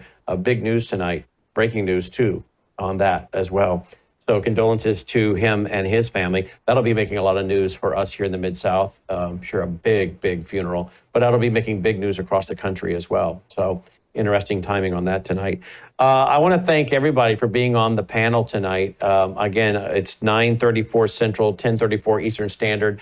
I want to thank all of you for your great analysis and speaking the truth. And I think you're a part of a network, guys, that I know is growing. Logan, our Vice President of Operations, has told me several times this week, our numbers are larger than they've ever been. We're growing rapidly. So I want to thank all of you for helping make that so. We get so many compliments about every one of you. And I'm not just saying that. We get emails naming each one in this screen. Annie, they all get named. People, have their favorites. They have the people they really like, but they like all of you, and they appreciate these panels. And I would say that more that you have Sean Hannity and the likes of Mark Levin, in my opinion, cheering on this, I think the more numbers will drop at Fox. And I think networks like this that will present the truth and put up panels like this are going to increasingly grow. And we're thankful you guys are a part of our team. And I want to thank each and every one of you for being here tonight. Thank you, guys. Thank you, Brandon. Thank you. Thank you, Brandon. And thank you to Annie as well, who had to hop off the phone to take a call from Iran, no less. Now, folks, we've been broadcasting now for a little more than 2 hours. A little more than 2 hours. 2 hours last Saturday, 2 hours last Sunday, 2 hours tonight on a Saturday. We didn't stop for one commercial break. Do you appreciate what we're doing? If you do, will you go right now to worldviewfoundation.com and make a contribution? Worldviewfoundation.com. If you make a contribution, we send out our receipts with our EIN number about the first week of every February. So please consider going there now. Remember, our foundation also brings you our Sunday night church service that I'm endeavoring to teach tomorrow night, barring breaking news, which is as I continue my series teaching through the book of Revelation. I'm on Revelation chapter 17 right now. So again, we need your support to do this. Do you appreciate what we're doing? If you do, we need your support. I cannot stress that enough. We just went over 2 hours, didn't drop in for one commercial break. Again, we've had to call people in to work on the weekend. It's one thing for me to work. That's not a big deal. But when I call people in, they all get on the clock, and then I have to start paying them.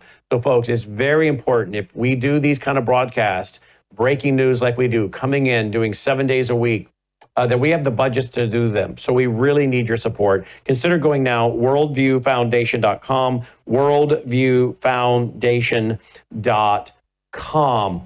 You can also go to worldviewtube.com/sponsors, worldviewtube.com/sponsors, and find out about all the great products that we use ourselves, that I use, like Bella Grace. I take it each and every day, a powerful elixir with 3 powerful ingredients, 80 clinical trials behind it. Gatatana, Numi, which is loaded with glutathione to detox your cells. I do these 3 things every day. So it's no joke, folks. There's clinical trials behind these things, and they're great products, and we only promote and push what we use and we believe in and we endorse. You know, this would be a great time, by the way, for you to go to worldviewtalk.com, worldviewtalk.com. This would be a great time to pick up a satellite phone if you don't have one. This is my satellite phone. Should the power grid go down, should cell towers go down, I can go outside, acquire a satellite, and make a phone call to other family members that have satellite phones as well. Do you have a satellite phone? They are free when you sign up for one of their very reasonable monthly plans. You can also go to the Worldview Talk website, and you can find out about their solar generators. I have the Delta Echo 400.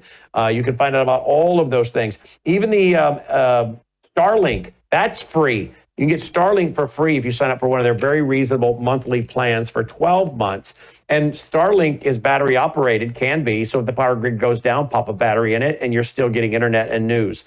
By the way, they also have a travel case as well for that, for the Starlink. But do check out worldviewtalk.com. If you prefer to use their phone number, you'll find it on the site. I dare not give it out. Logan is...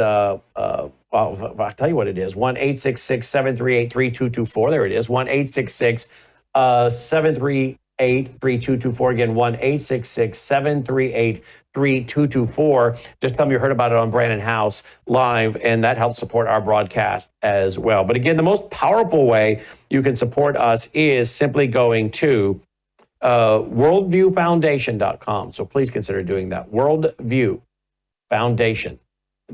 Pray for the country, pray for the president.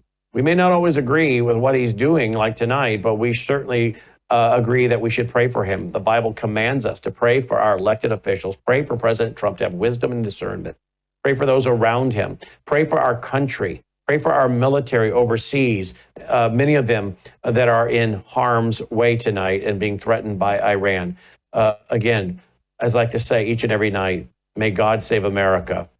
We mean that, and I hope you'll pray about that and pray for us as we pray for you. And thank you again to all of you that support our network, that send us so many nice emails, texts, handwritten letters. I want to thank all of you that are faithful supporters. There's a small little collection of you that really keep this network going. A lot of other people benefit from your support. So thank you for helping us keep the network going. This has been a special broadcast here on this evening, June 21st, 2025. America has gone to war with Iran. We will break in as warranted. But for now, from our Mid-South studios, I'm Brandon House. Thanks for watching. Take care.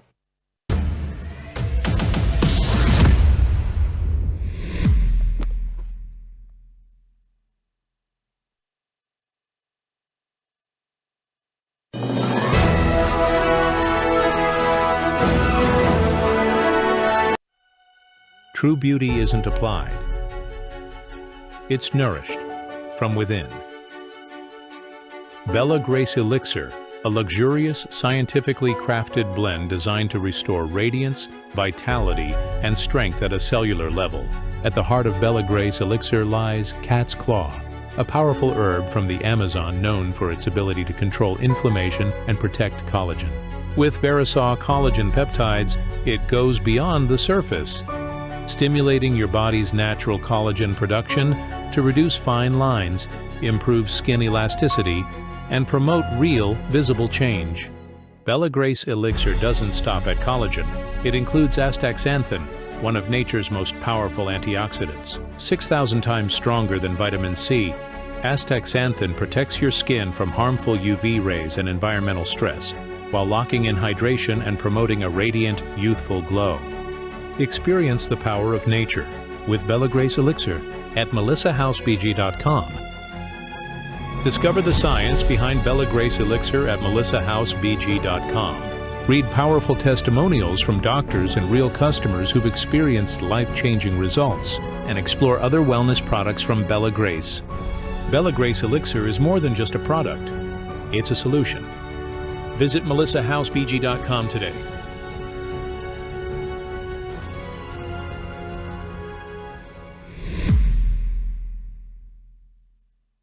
I'll tell you one little quick story. We had a Worldview Weekend client who lived in California, lost their house. Very wealthy guy. He didn't use Bitcoin. He came over here, drove to Arizona with $286,000 worth of his gold because he had no money and no house available. His bank was shut down because he couldn't have access to his bank account. Was this during the fire? Was this during the fires? During the fire. Didn't have his driver's license. He lost it. The state wouldn't give him a new license because he had no active mailing address. Real mess. So he came to Arizona to buy a house. He's moving everything over. He said, the only thing I got in my possession that I can get liquid with right now is my gold. I gave him a check for $286,000, and guess what? I didn't need his social, his driver's license. Sort of smiled, and I said, you know, I know you and Brandon talked about how this worked, but boy, this is great. I feel good. I got my money. Nobody bothered me, and I'm protected, and it's private. So you people out there who are sitting on your hands when Wes and I are sending you these requests and Brandon and you are talking to you, you better get active because you're going to pay me $4,000 an ounce the end of the year. Trust me. You better get your. I highly suggest you get your free packet. You don't have to do anything. It's free, no obligation. Just simply go to worldviewgold.com, fill out the form, worldviewgold.com, or just text Wes and give him your name and address and say, I want the free packet. That's all you got to do. 602-558-8585, 602-558-8585.